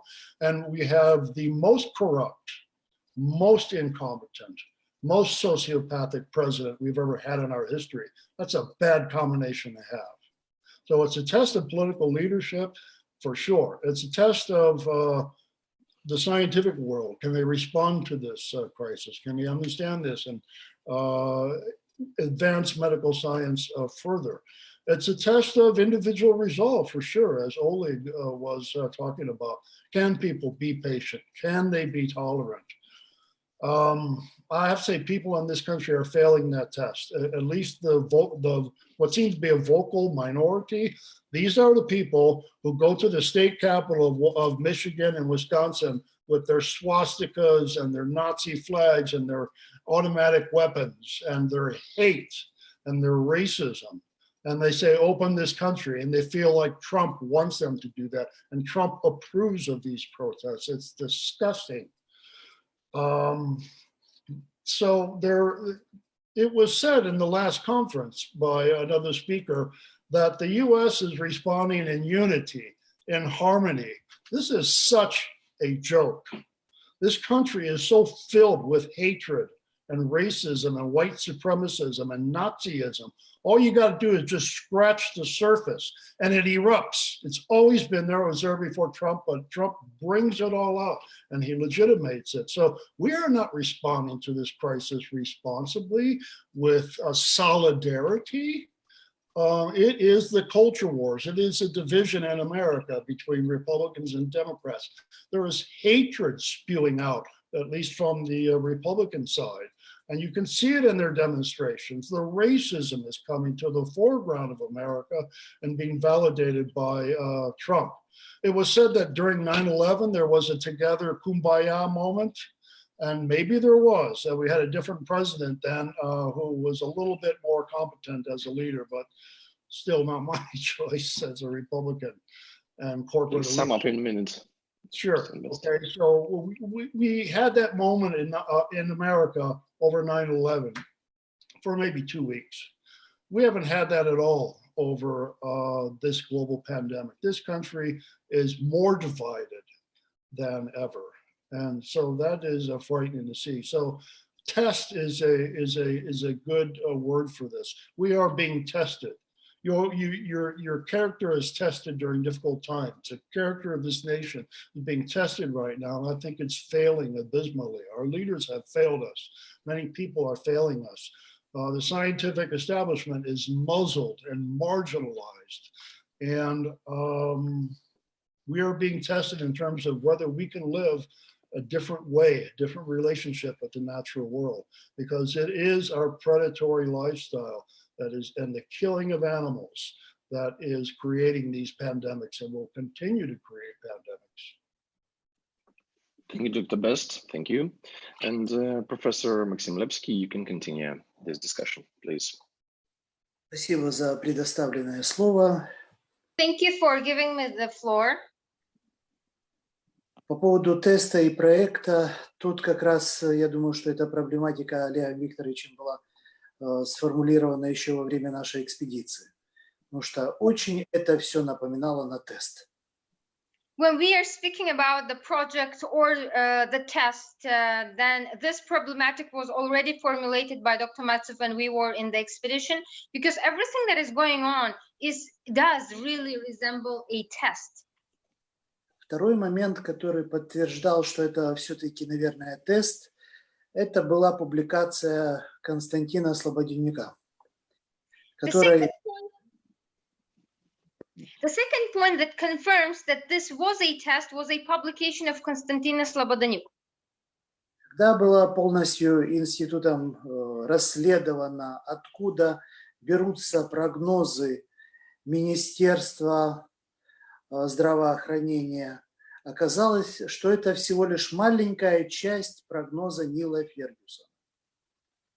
So there was a huge investigation at the institute led by Dr. Oleg Mальцев and implemented by Konstantin Slobodanyuk, and it was about investigating the statistics that are basically influencing the choices that governments make, especially in the UK and European Union. And it all turned out the statistics was almost made up by Ferguson team, not almost, but made up.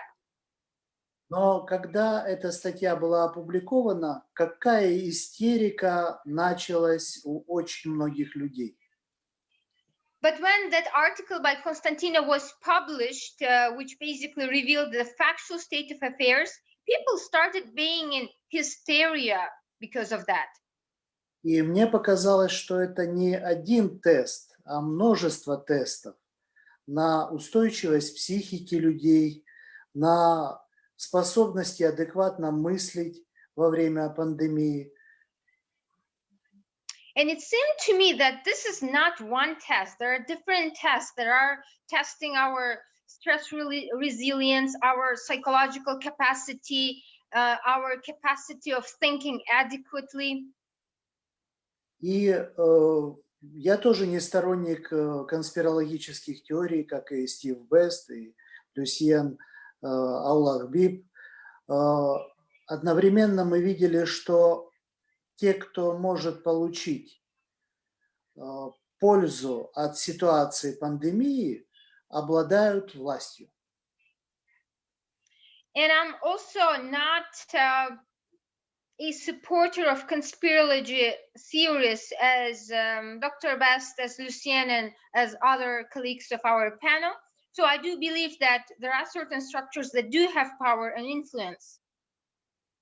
Поэтому мне нравится выражение братьев Стругацких, что часто человечество будет разделено по неизвестному признаку. И вот этот неизвестный признак, может быть, и пандемия есть. I do like an expression which was termed by brothers Strugatsky, the writers that lived during the USSR period. They said that the population is going to be divided frequently by different peculiar characteristics. And I think, in my personal viewpoint, that this pandemic is also this peculiar division of people. Как ни странно, по отношению к пандемии многие думающие люди оказались ковид-диссидентами.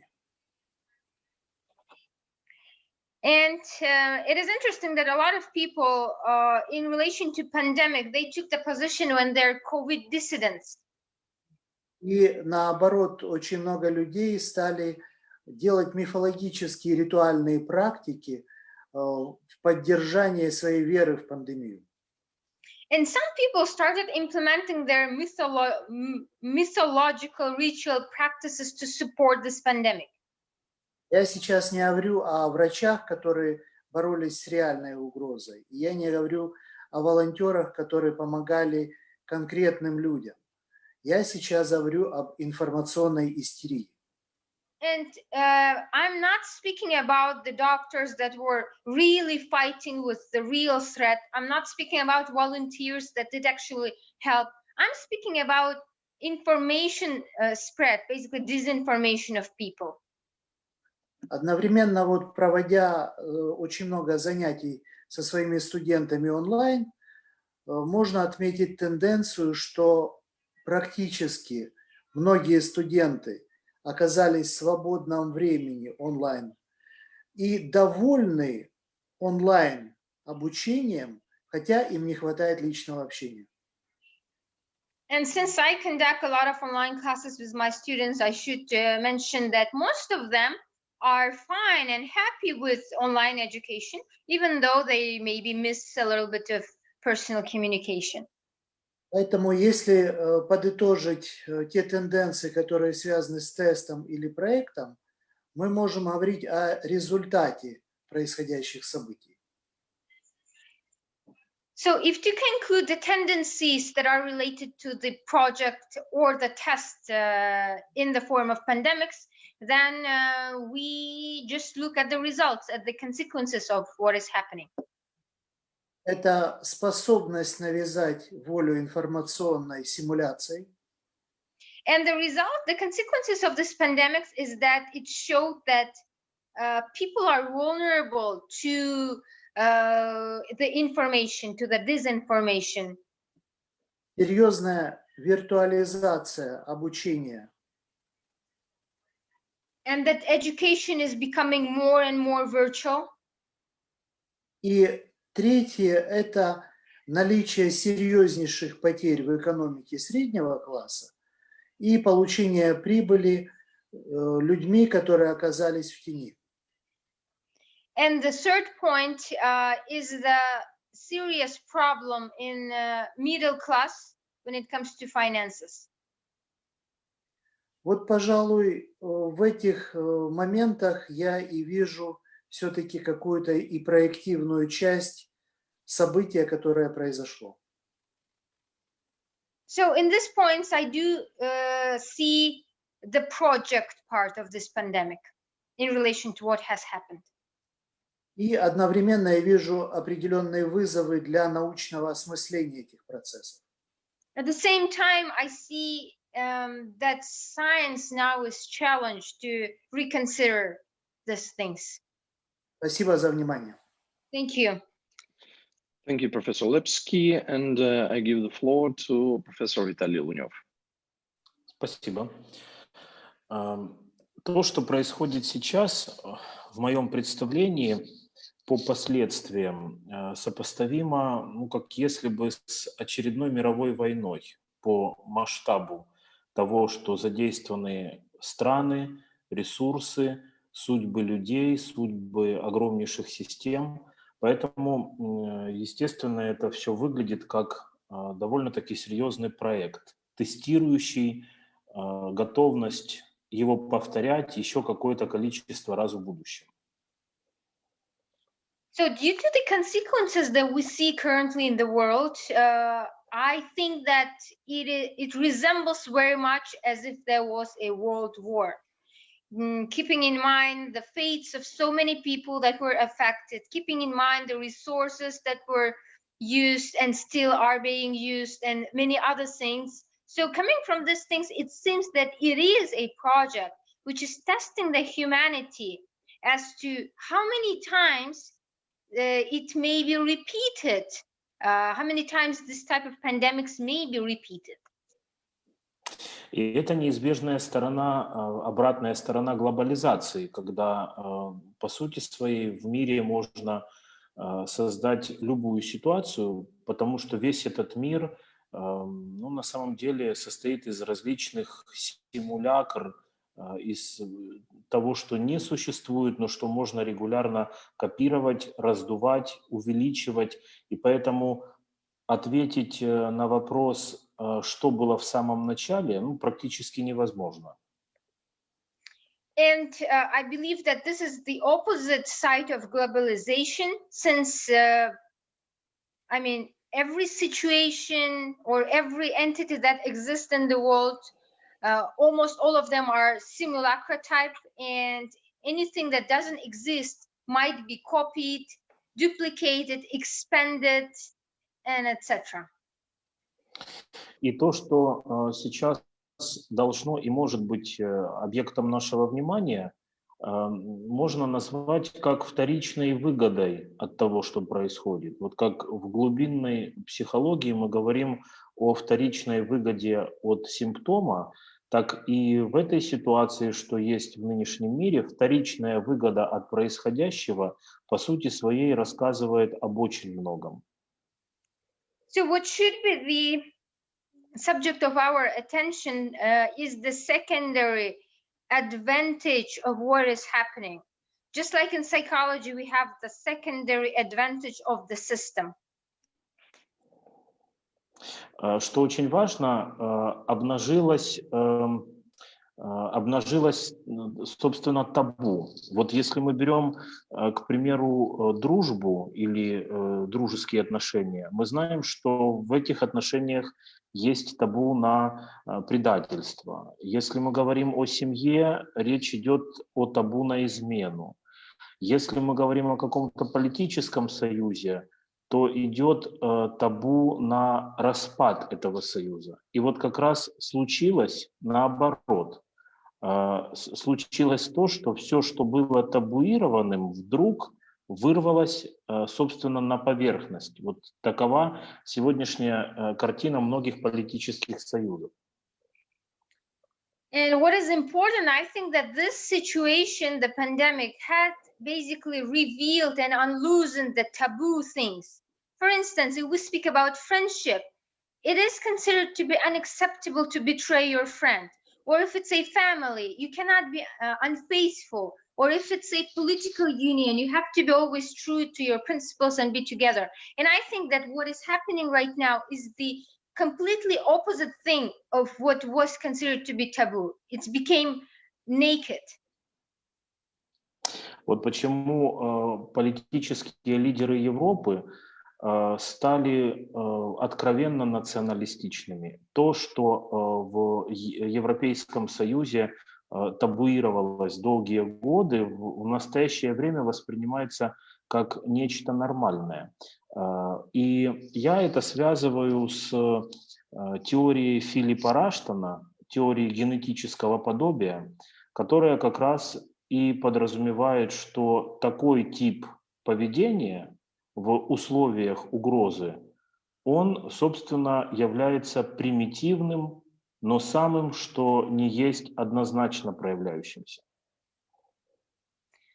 So why political leaders of European Union did frankly become nationalistic?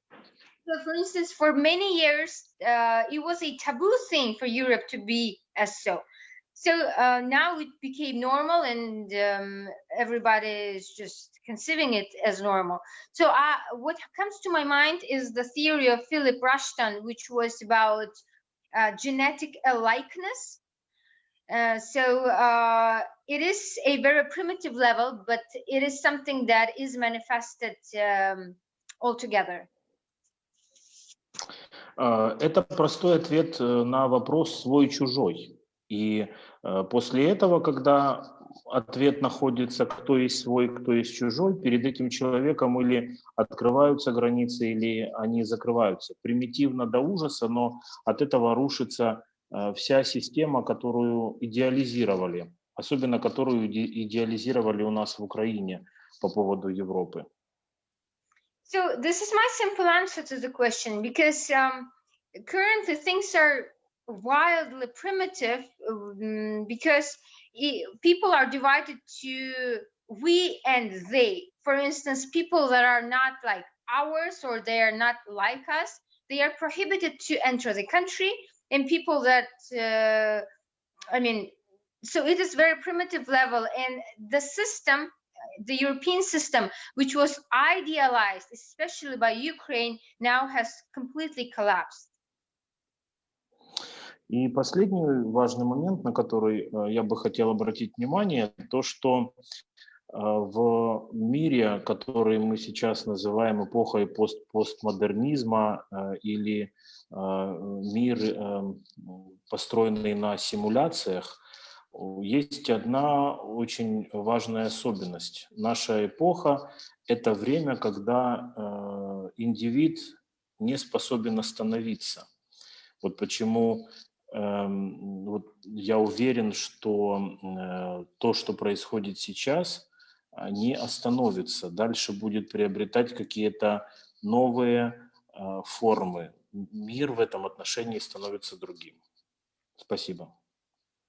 So last important point that I would like to mention is that as it is termed that we are living in the postmodernism world, or in the world which is founded on simulation, I do believe that one peculiar thing about this world is that an individual just cannot stop. And I believe that the situation that we are in right now is not going to stop. It is going to continue, but in different forms. Thank you, Professor Luniov. And Alexander Sagaidak, you can continue this discussion, please. Спасибо. Итак, я хотел бы в своем выступлении подхватить мысль, которую высказал профессор Лепский. So I would like to express my own opinion to what has been said by Professor Lepsky. Вот этот его замечательный пассаж о том, что множество людей совершало некие ритуальные действия, как бы, даже не то, что, как бы это сказать, но как заклинания какие-то пандемии, по-другому не скажешь. So I would like to comment his point when he said that people are performing ritualistic or mythological actions. So I cannot term but to say that this is kind of voodoo pandemic. People are creating this pandemic into something like a ritual. Как будто бы пандемия – это некое божество, которому нужно выразить поклонение и тем самым задобрить его. So it's figuratively speaking, it's as if the pandemic is a certain goddess or god that should be pestered and people are trying to make it kind. И на самом деле это действительно так на психологическом уровне. And in fact, on psychological level, that is true. Потому что мы прекрасно знаем о существовании архетипических сценариев. For the reason that we all know that we have archetypological scenarios in our memory. И о таком архетипическом сценарии, как чума. And we remember such an archetypal scenario as a plague. И когда мы говорим о чуме как об архетипическом сценарии, то здесь речь идет не о самой этой инфекционной болезни. На уровне архетипических символов чума – это любая пандемия. And when we speak about this archetypological scenario of a plague, we do not speak about infection as such. However, on the psychological level, on this archetypological scenario environment, any type of pandemic is a plague. И что мы знаем об этом архетипическом сценарии?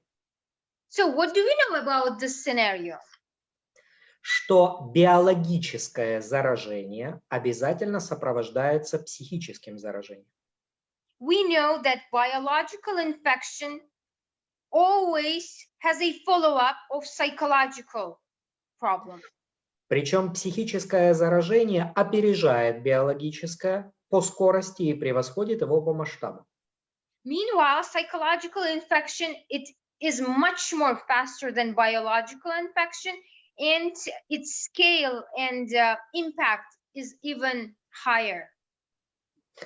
Те самые механизмы психического заражения, которые еще в XIX веке исследовали Тарт, Лебон, Сигеле. And those mechanisms of psychological infection that were studied in 19th century by Tartt, Libon, and one more person. Сигеле. Сигеле. Мы наблюдаем их в наше время во всей, что называется, мощи. We observe these mechanisms that were studied in 19th century right now, and very vividly. И вот те древние архетипические, действительно ритуально-магические механизмы, and those archetypological mechanisms that are in fact ritual and magical mechanisms, вот эти вот иррациональные действия, вызванные массовой паникой, those irrational acts that were triggered by massive panic, они в информационном пространстве, особенно в интернете, продолжаются до сих пор. They still continue in the information space and especially in the internet. Психическое заражение – это очень эффективный ресурс влияния на общество. And a psychological contagion is a very effective tool to influence masses. На технологическом уровне это было апробировано еще во времена Французской революции. On the technological level, this mechanism was already approbated during French Revolution. В 20 веке эти технологии развили, буквально до очень серьезного уровня. And in the 20th century, these technologies did develop even more. Но одновременно история 20 века показала, насколько это опасный политический, так сказать, механизм. However, the experience and the events of 20th century, they demonstrated us that this mechanism is a very powerful and very politically dangerous tool. Например, Карл Густав Юнг в 1936 году опубликовал статью «Вот он». For instance, Carl Gustav Jung did publish an article in Autumn publication in 1936. И в этой статье он предупреждал об опасности того психического заражения. And in that article, he cautioned people against this psychological infection, с которым играли тогдашние лидеры Германии. And that infection was in the game, in the hands of the leaders of Europe that were playing with the psychological contagion. Архетипическая энергия на уровне массовой психологии Archetypological energy on the level of massive psychology легко может выйти из-под контроля. Can easily become out of the control. И развиваться по своим закономерностям, которые трудно предсказать. And start developing by its own rules that are very hard to predict.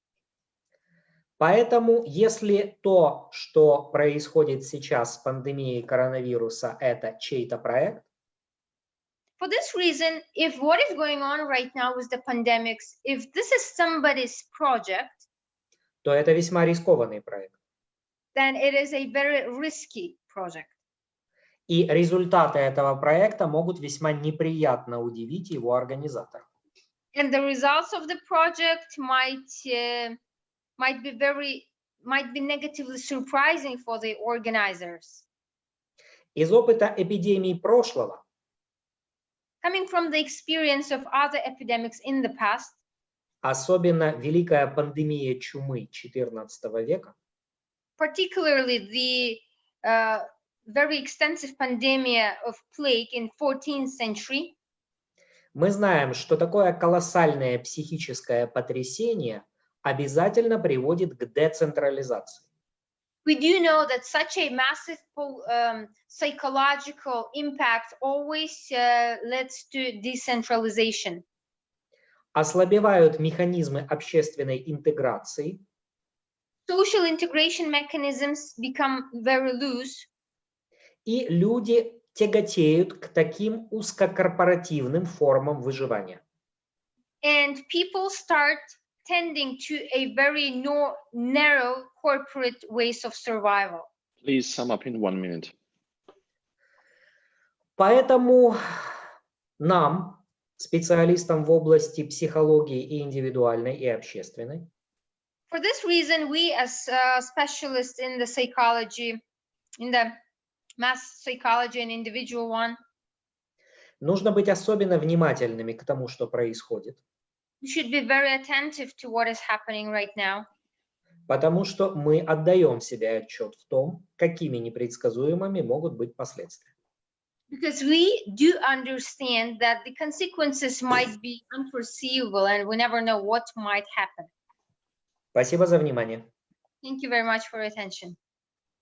Thank you, dear colleagues. And the final third topic of our discussion is ancient Jewish conflict as a prime example from any textbook on strategic governance. And I give the floor to Dr. Мальцев. Спасибо, что дали слово. Thank you for giving me the floor. И я вам хочу рассказать историю. And I would like to start with a story. У нас в Одессе был такой случай. We once had an incident in Odessa. Одному не совсем нормальному человеку Not very psychologically healthy person сказали, что если он купит документы, что он третий помощник на корабле, he was told that if he buys documents that he is the third assistant on the ship, то он может идти третьим помощником на корабль и там работать. he believed that he would be capable of going to the ship and actually be the third assistant on the ship after the captain. И он на это согласился. So he agreed to buy the documents. Заплатил какие-то умопомрачительные деньги. And he paid like funny amounts of money в надежде получить еще большую прибыль в будущем. in the hope to get even more benefits in the future. И пошел на корабль, So he started his work at the ship. который уходил в море на 6 месяцев. And the ship would go to the sea for 6 months. Как вы понимаете, его ссадили в следующем же ближайшем порту. And logically, he was returned back to his house on the closest next port. И капитан и все остальные были в глубочайшем шоке. And the captain and the whole crew was really shocked. Как ему это могло прийти в голову? I mean, they were surprised at his idea. Большинство психологов в мире постоянно декларируют о том, что по сути своей поведение человека иррационально. So most of the psychologists around the world, they declare that the behavior of a person is irrational. То есть, по сути, это проявление вот той самой ущербности. And it is the manifestation of that very inferiority. То есть, по сути своей, если мы вот, знаете, представим себе эту ущербность как некий механизм, If we think of that inferiority as a certain mechanism, то у нее огромное количество последствий. it would have different kinds of consequences. И очень многие как бы психологи считают причинами вот эти самые последствия, хотя на самом деле они причинами не являются, а являются лишь последствиями той самой ущербности. And unfortunately, most of the psychologists, they consider the consequences to be the reasons, which is totally wrong. They are just consequences, and the reasons are different. То есть только что мы видели вот этот яркий пример, когда человек взял на себя ответственность, не имея могущества. And based on the story that I have explained about the person who bought the documents, we saw a vivid example how a person accepted responsibility without having the might and the skills and capacity to do that thing. То же самое, когда мы говорим подчинение правилам, для этого должна быть норма. То есть человек должен быть нормальным, чтобы он подчинялся правилам. And same thing applies when we speak about subordination to the rules. In order for a person to comply with the rules, he has to be, there has to be a norm, and he should be capable of complying with them if he's healthy mentally. Смотрите, он может не хотеть подчиняться правилам, но должен быть способен. There might be cases when a person doesn't want to comply with the rules, but he is capable of doing that. То есть, если человек не хочет подчиняться правилам, он говорит, я не хочу, и все. And if a person doesn't want to comply with the rules, everything is very simple. He just says, I do not want. Совершенно другая ситуация, когда он говорит, да, я буду подчиняться правилам. And the bad situation is when a person says, yes, I will comply with the rules. И при этом правилам не подчиняется. And then later on, he doesn't keep his word. И опять нарушается вот этот самый баланс. And this balance, it gets disrupted again and again. Давайте вспомним армию. Let's remember about the army. Там каждый человек, служащий в армии, подчиняется уставу. As we all know, in the person, every individual there, he complies with the decree which is written. При этом эти люди не сумасшедшие. And at the same time, people that are in the army are not insane. И не ущербные. They are not inferior. То есть эти люди как бы выполняют задачи, которые перед ними ставит командование, и успешно с этим справляются. They are the people that implement tasks that are set by the commanding body, and they fulfill them. То есть быть способным подчиняться не значит быть ущербным. The capability to basically follow the rules and implement the commands doesn't mean that you are inferior. Классической формой последствий ущербности является беспомощность. And the classical form of the consequences of the inferiority of human being is helplessness, weakness. Приобретает некие гипертрофированные формы в нашем обществе. And in the society, in the masses, this incapacity or inability, it takes different extreme forms. И когда мы как бы считаем, что за нас все должно сделать правительство, and when people think that the government has to take responsibility and it has to do everything for people, нам нужно вспомнить, что правительство — это такие же точно люди, как и все остальные. We should always remember that the government, people in the government are just regular people, just like we are. И вот так возникает крах. And this is how the chaos and failure comes in. То есть, когда вы выбирали этого президента, этого канцлера, эти правительства, вы, наверное, не предполагали, что они не способны управлять. So when people were electing the chancellor or the government or whoever, probably people were not even thinking that they are incapable of managing the country. Обратите внимание, никогда не бывает так, чтобы президент пришел к власти и он оправдал надежды общества. Pay attention that it never happens that the president comes to power and he justifies, he fulfills all the expectations of people. Never happens. Обманутые ожидания. It is always about disappointment and people regretting about the choices they made. А это как раз ответственность без могущества. And that would fall into category of accepting responsibility to do something without being capable to fulfill that. То есть наш симулятивный мир, наше общество потребления выработало некое правило и считает это нормальным, что к власти может прийти человек, который ни на что не способен. So this consumer society and the simulated world have generated a certain rule that says that it is okay to elect a president or somebody in the power who is incapable of performing his duties. И когда профессор Лепский говорит о том, против чего они протестуют, And then Professor Levsky says what they are revolting against. Они возмущены обманутыми ожиданиями своими. Here's the answer to Professor Levsky. People are disappointed with the choices they made. They regret. И когда профессор Сагайдак говорит о вот этой психическом, инфицировании, то я хочу напомнить еще наш корифей психиатрии, Бехтерев. Профессор Бехтерев посвятил этому огромное количество статей и исследований.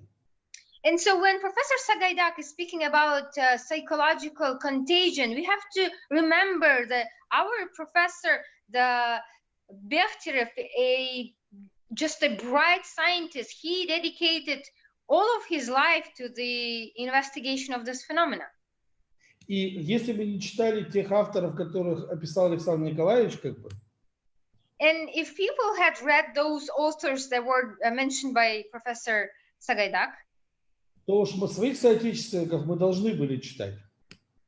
Then if people didn't read those books, then we had to read at least the Bechterев, people that is our comrade. He's not alive now. Подводя итог, можно сказать следующее. To conclude, I would like to say the following.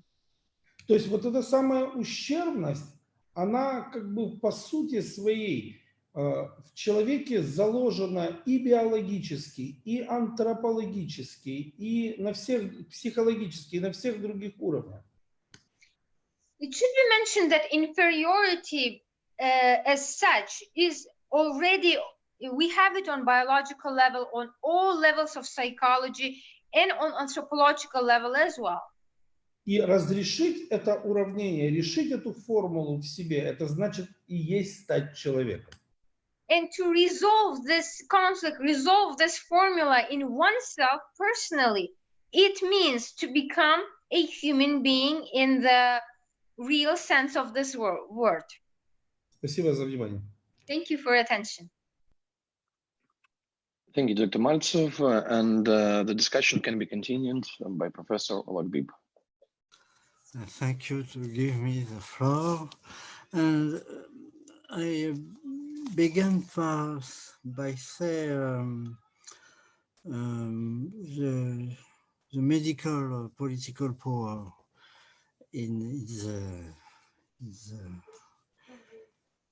now don't like the liberty. Doesn't like the liberty, and for instance, if you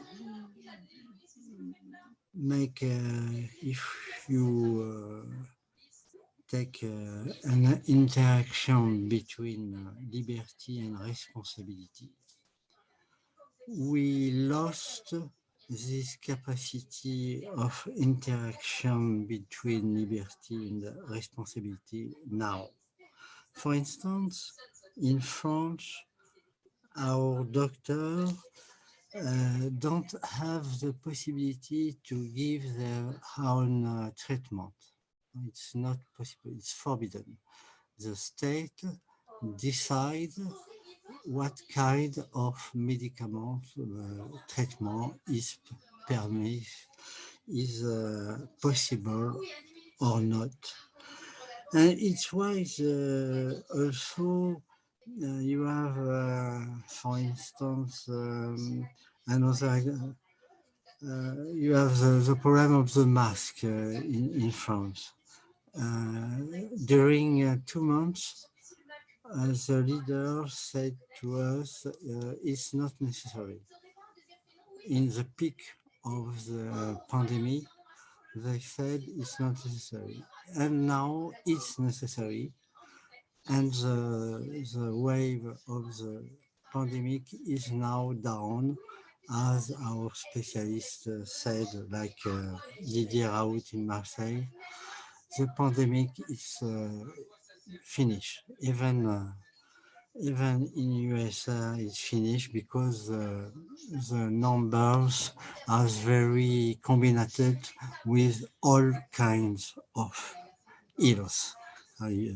If you have an accident of car, and if you tested positive, you dead by COVID-19 and not by the accident. It's very political, this kind of thing. It's why I suppose that now the responsibility is in the pattern of in global infantilization of citizens. The responsibility is down now, and the liberty also. You can, like in China, for instance, you can consume anything. You can become rich if you want or not.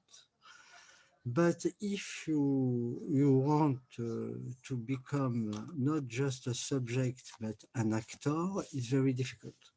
It's why, for instance, again, in France, we have a law, a new law, the Avia law.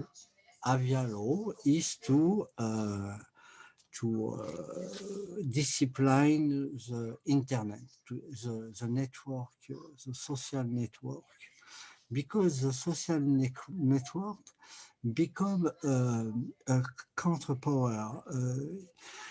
For instance, now the medias, all the medias, become a transmission, just a power official of propaganda, and is not a counter power. All the media in the Occidental world, but even in the other country, I don't know what is the problem in UK now, but in France, in USA, in UK, all the media are organized to transmit the official position of the government. It's why the confidence of the people about the democracy and about the system is very difficult now. And if you want the citizen follow the rules, it's necessary to be confident about the organization, about the rules, and the rules will be legitimate by the very rational analysis, and it's not the case. And I suppose now it's very complicated, because we are going in a soft totalitarianism, if you want. Yes, it's hyperrealism in the totalitarianism way, because it's very difficult to have another position. If you have another position like official position, and official position is not the government only, it's also all what is the term, the ancient rebellion, if you want. It's necessary maybe to make a historic analysis, but for instance, the left tendency become an official current of the government now. They are very agreed that we are in the collapse edge. It's necessary to reframe the liberty and to control the liberty. All the political elite didn't like the people liberty. They just it's necessary to consume if you want, but if you want to criticize the way of life like it's decided by our leaders, it becomes very difficult to because all the ancient forces are collapsed now or are integrated in the state of the political power. For instance, in France, the leftists, the extreme leftists, and even the extreme right are agree to reinforce the medieval political power. It's very difficult, but it's possible if you are just few to resist and to have to become resilient against that. And it's possible also the people were not very confident about the official truth, maybe reverse its position and traverse and become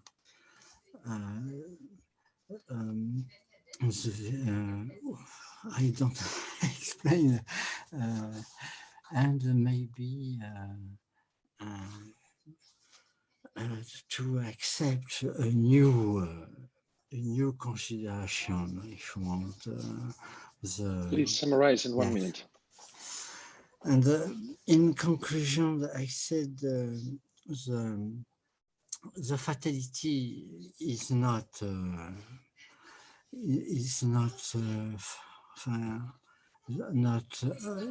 only horizon, if you want. It's possible if you are able to seduce the people, the young people, and other forces, new forces inside the network, social network, it's possible to reverse the situation. Thank you, Lucian Ulabib. Thank you. And please give the floor to Dr. Stephen Best. Yes, please turn on the sound. There we go. Sorry, my cat got on the keyboard. Okay, so there is not necessarily any conflict between rules and responsibilities. This conflict will arise only when the rule is morally or legally wrong. And in fact, if we look at the spheres in society of law and morality, we see something like a Venn diagram. Right? There's the legal, there's the ethical, and sometimes they overlap, but not always. So this is why we have the phenomenon of civil disobedience. People are told to obey a rule that they think is morally wrong. So they feel their responsibility is no longer to obey that rule, but to disobey the rule. Put it another way, when the law is wrong, the right thing to do is break it. And so we have a long and rich history here in the United States of civil disobedience. people voting on their conscience rather than listening to authority about what is right to resist various forms of oppression, and thereby moving forward moral evolution and democratic advances in society.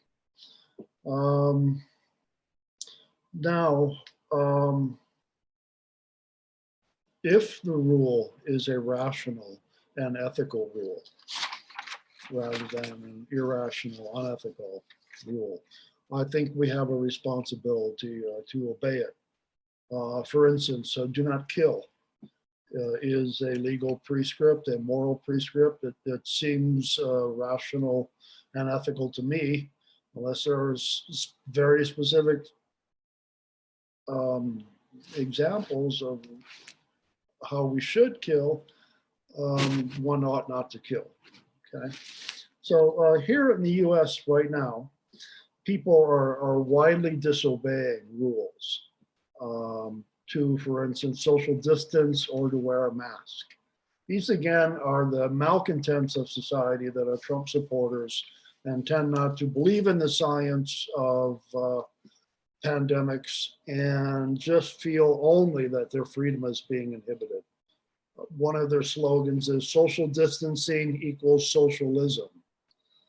And this shows you that a few differences are being conflated here. In some cases, states overreach their authority and require citizens to confine themselves, say from beaches or something, when possibly the science says it's safe. But we have the general phenomenon right now where people are required to wear a mask in public, and many people are refusing to wear this mask. I feel like we have a responsibility to follow this particular rule. And the reason why I feel this way is it's not a personal choice when you're in a public space and there is a pandemic. The very sphere realm of ethics, as we define it, is it's an intersubjective field. We do what we want to do when we want to do it, if and when that action does not harm any other living being. And I would include animals in that definition. And when it does, we ought not to do it. So there's a wide range of freedoms that we have, except when they infringe on the freedom or health of other people. So this isn't, unless you believe that the pandemic is grossly exaggerated, let's assume it's real and that these are real dangers in public spaces, we have an obligation to follow these rules. As scientists and medical experts suggest, we ought to wear a mask. So when people are taking off their masks or refusing to go in the stores with the mask and they're being turned away from stores, I think these are valid choices by the store owners to keep these people out. Because again, it's not a personal choice when someone is in a public sphere where they could harm others. And they may feel invulnerable, but other people are not. So it is a matter, not a personal choice, but of public health. So this is an example where we have a responsibility to follow rules when these rules are rational and ethical. In many cases, they may not be either. That's all. Thank you, Stephen Best. And I give the floor to Professor Maxim Lepsky, please. Спасибо за возможность включиться в дискуссию. Мне бы хотелось вернуться к некоторым моментам, которые обсудили с доктором Мальцевым по поводу вот этой триады ущербность, норма, могущество. Вот если мы посмотрим на вот эту тему конфликта, как из учебника стратегического управления, то одними из существенных проявлений, я сделаю паузу, чтобы перевели. Нет, пожалуйста, продолжайте. То здесь ключевыми проблемами появляется первая проблема. Это безответственное могущество или попытка к нему прийти правителей, которые сейчас находятся у власти. Это, с другой стороны, ущербные правила или ненормальность. И, с другой стороны, это симуляционное ущербность, пытающаяся пропагандой показать, что они что-то могут. И вот эти три вызова становятся очень серьезными для нынешней ситуации. И вот разрешение этой проблемы мне предполагается как раз и состоит в поиске научного ответа, почему мир меняется, о чем говорил доктор Лунев, как можно согласовать эти правила и ответственность, о чем абсолютно верно говорит Мальцев, доктор, и, очевидно, уход от неомифологизации, о которой говорил доктор Сагайдак. So I would like to comment on the paradigm which was presented by Dr. Mальцев when he mentioned about inferiority, capacity, and the rules. So I would like to take the three things and take a look what is wrong with the management of power right now. And I think that the key problems are as follows. So we have, for instance, irresponsible power. I mean, basically leaders that are irresponsibly using their capacities, or we have inferior rules. The rules themselves are not fine. And also, since, I mean, some people are trying to propagate with this inferior rules as if they can do something. And I think that these are challenges for our current situation. And I do agree with Professor Lunev on when he spoke about what has to be done in the world. And I do agree with Dr. Mальцев when he spoke about responsibility and its relation to the rules, and that we have to distray, we have to go away from neo-mythologization, as mentioned by Professor Сагайдак.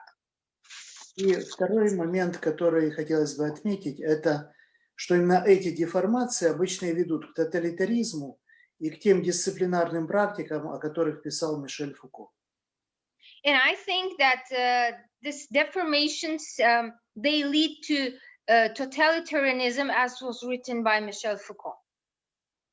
Одновременно мы видим, что именно это серьезнейшая основа разрушающей гиперреальности. And at the same time, we see that this is a very serious ground that crushes and destroys hyperreality. Ну и поскольку это последний круг обсуждения, мне хотелось бы поблагодарить коллег, что они обогатили смыслами ту проблематику, которая была поставлена, и теперь есть о чем подумать на досуге и пофилософствовать. And since this is the last circle of our discussion, I would like to thank all of the colleagues that are participating today in this panel. And I would like to thank them for bringing the meaning to different problematics that do exist right now. So this is certainly a food for thought during the leisure time, things that I can take and look at them from philosophical perspective as well. И спасибо за тяжелую работу переводчикам. Переводить то, что мы говорим, это очень большое искусство. And thank you for the translator to translate this kind of things. Thank you. Thank you, Professor Lepsky. And I give the floor to Professor Виталий Лунев. Большое спасибо. Когда я готовился к этому вопросу, я понял, что это не очень мой вопрос с точки зрения знания истории древнего Израиля и конфликтов, которые, собственно, эту историю составляют. Но я нашел для себя возможным такой вот эпизод, который, как мне кажется, лежит в основе появления израильского народа как такового, конфликт, который лежит в основе его появления. Thank you very much for giving me the word. While I was preparing for this panel discussion, I understood that these questions are not my specialty for the reason that I'm not knowledgeable in the history of ancient Israel and the conflict that was in the history of this nation. However, while we were speaking, I think there is certain episode which brightly demonstrates this, because if we remember how the Israeli nation was forming, we know that in the basis of their formation was the conflict. Да, это с точки зрения библейской истории конфликт выхода из Египта, египетского рабства. И этому соответствовало несколько событий. Защита народа Израиля от ангела смерти, который должен был пройтись по народу. И вот только те, кто слушался рекомендаций, пожеланий и правил, данных Моисеем, остались живыми. Им нужно было вот банально оставаться дома, не выходить в ту зловещую ночь, когда это случилось. И таким образом народ оказался спасенный, ну а дальше историю вы знаете. Вот в этом сюжете я обнаружил сходство, собственно, с историей христианства на будущее, о том, как всегда народ был спасаемый, только лишь благодаря тому, что он изолировался, прятался, сидел, ждал, и вот в этот момент происходили какие-то события, которые его не касались, а он оставался в живых. Вот в этом я обнаружил для себя, по сути, такую, что ли, архетипичную картину, которая после повторяется в ряде современных событий. So this conflict is a biblical one. If you remember, it was about Israeli people coming from Egypt, being freed from their slavery, and there were different events, and Israeli people, they had to be protected from the angel of death. And so the Moses, the prophet, he said, if you're going to listen to me, you are going to be safe. So here's my decree. You have to be isolated. You have to sit at home and you will be safe. And as the story goes, as you all know, the Israeli people, they did listen to the Moses and they were at their houses and the nation was saved as such, according to the biblical story. So this episode in the history, it also reminds me of the history of Christianity in the future. And this that episode is very archetypological with what is happening right now. Basically, every nation in the biblical sense, it was saved, it was protected from different evils or different threats by being in isolation, sitting at home, protecting itself, hiding, and then there would be different events that would be unfolding that would have allowed them to survive. So this is for me a certain archetypological chain. И, как мне кажется, собственно, люди или человечество вот примерно этого и ожидают. Ведь, условно, на нашей первой панельной дискуссии, когда мы говорили о религиях, я вспомнил массу эпизодов, когда в основе появления нового святого или какого-то ответвления того же христианства было чудо остановления смертельной болезни, там, какой-то чумы или чего угодно. Это то, что по-прежнему остается в ожиданиях людей. Так вот, из этой картинки, из этого эпизода я вижу как то, что на самом деле большая часть человечества, она нуждается в такой изолятивный способ переходить от одной эпохи к другой. И, к сожалению, это та стратегия, на которую человечество соглашается. Спасибо. And as it seems to me, humanity currently, it is expecting this type of miracle to happen. And the first discussion online panel was dedicated to the new dogmas of the new era. Basically, the topic was religion and spirituality.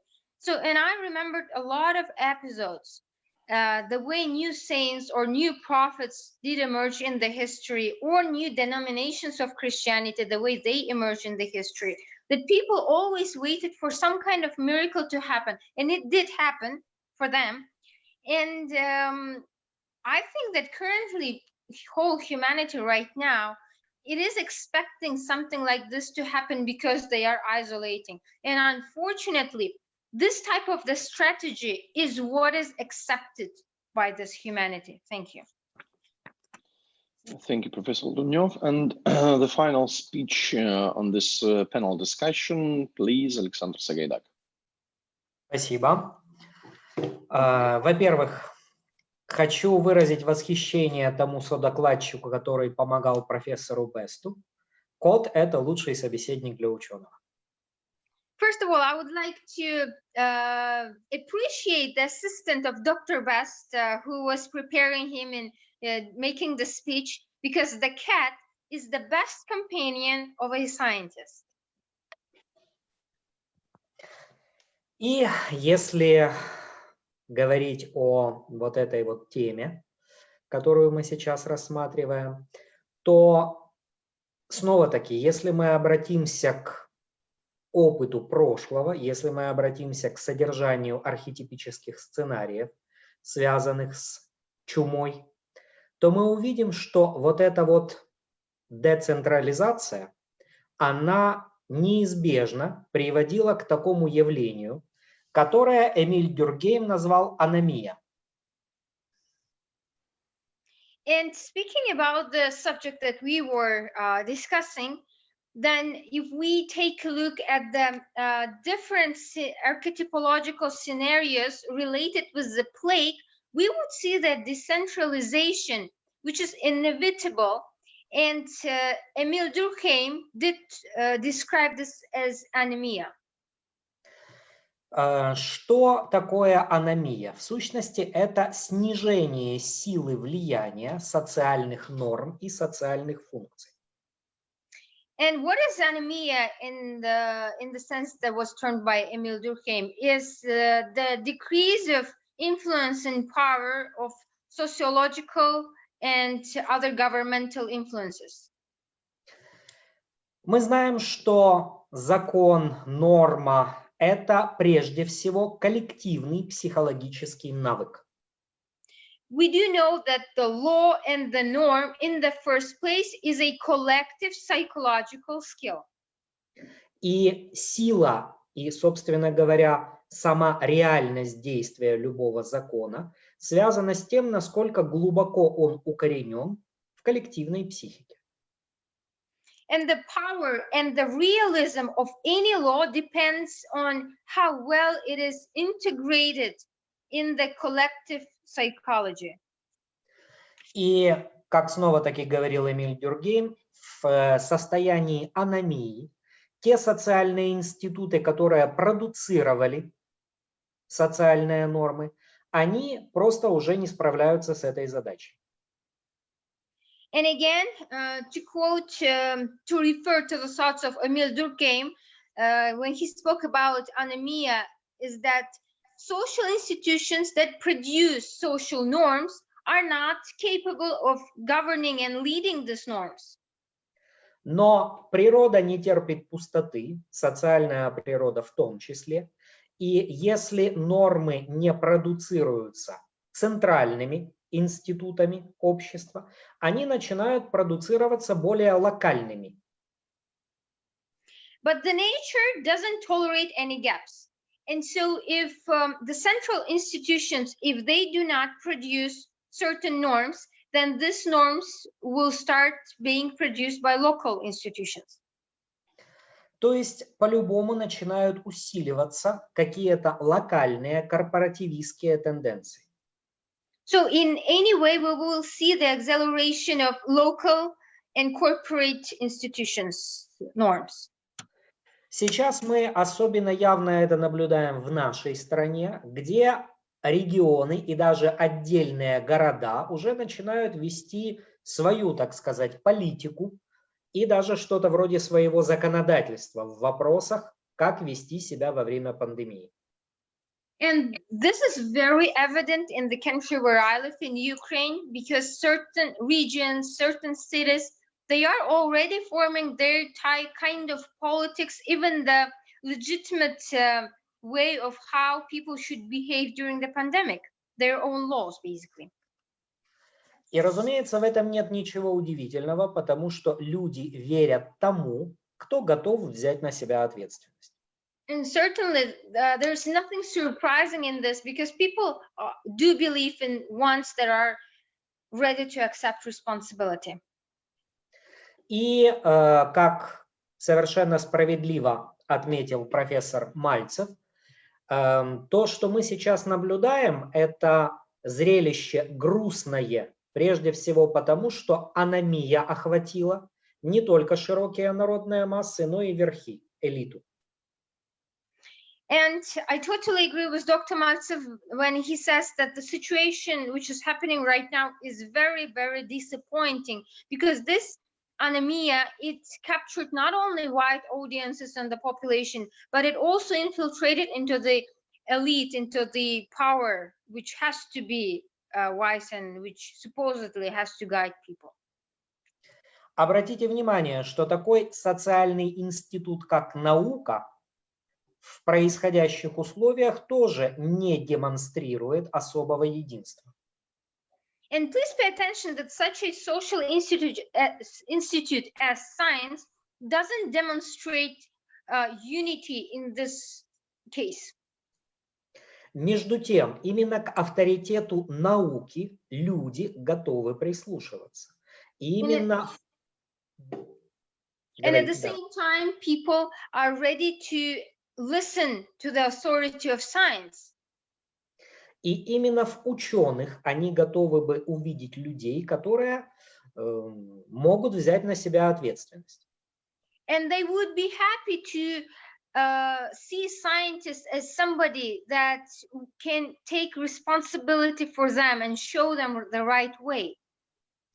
И смею надеяться, коллеги, что мы с вами относимся как раз к той категории ученых, которые готовы отвечать желаниям народных масс. And I dare to hope that we colleagues that are in this online discussion panels are those scientists that can accept responsibilities and are the ones that can justify the hopes of the masses. Спасибо за внимание. Thank you for attention. So let me thank all speakers, dear colleagues and experts. Overall, it's high time we have finished the online panel. Soon after, the conference organizational matters, such as text reports, video reports, and the online discussion panels will be published on the conference website on May 22nd.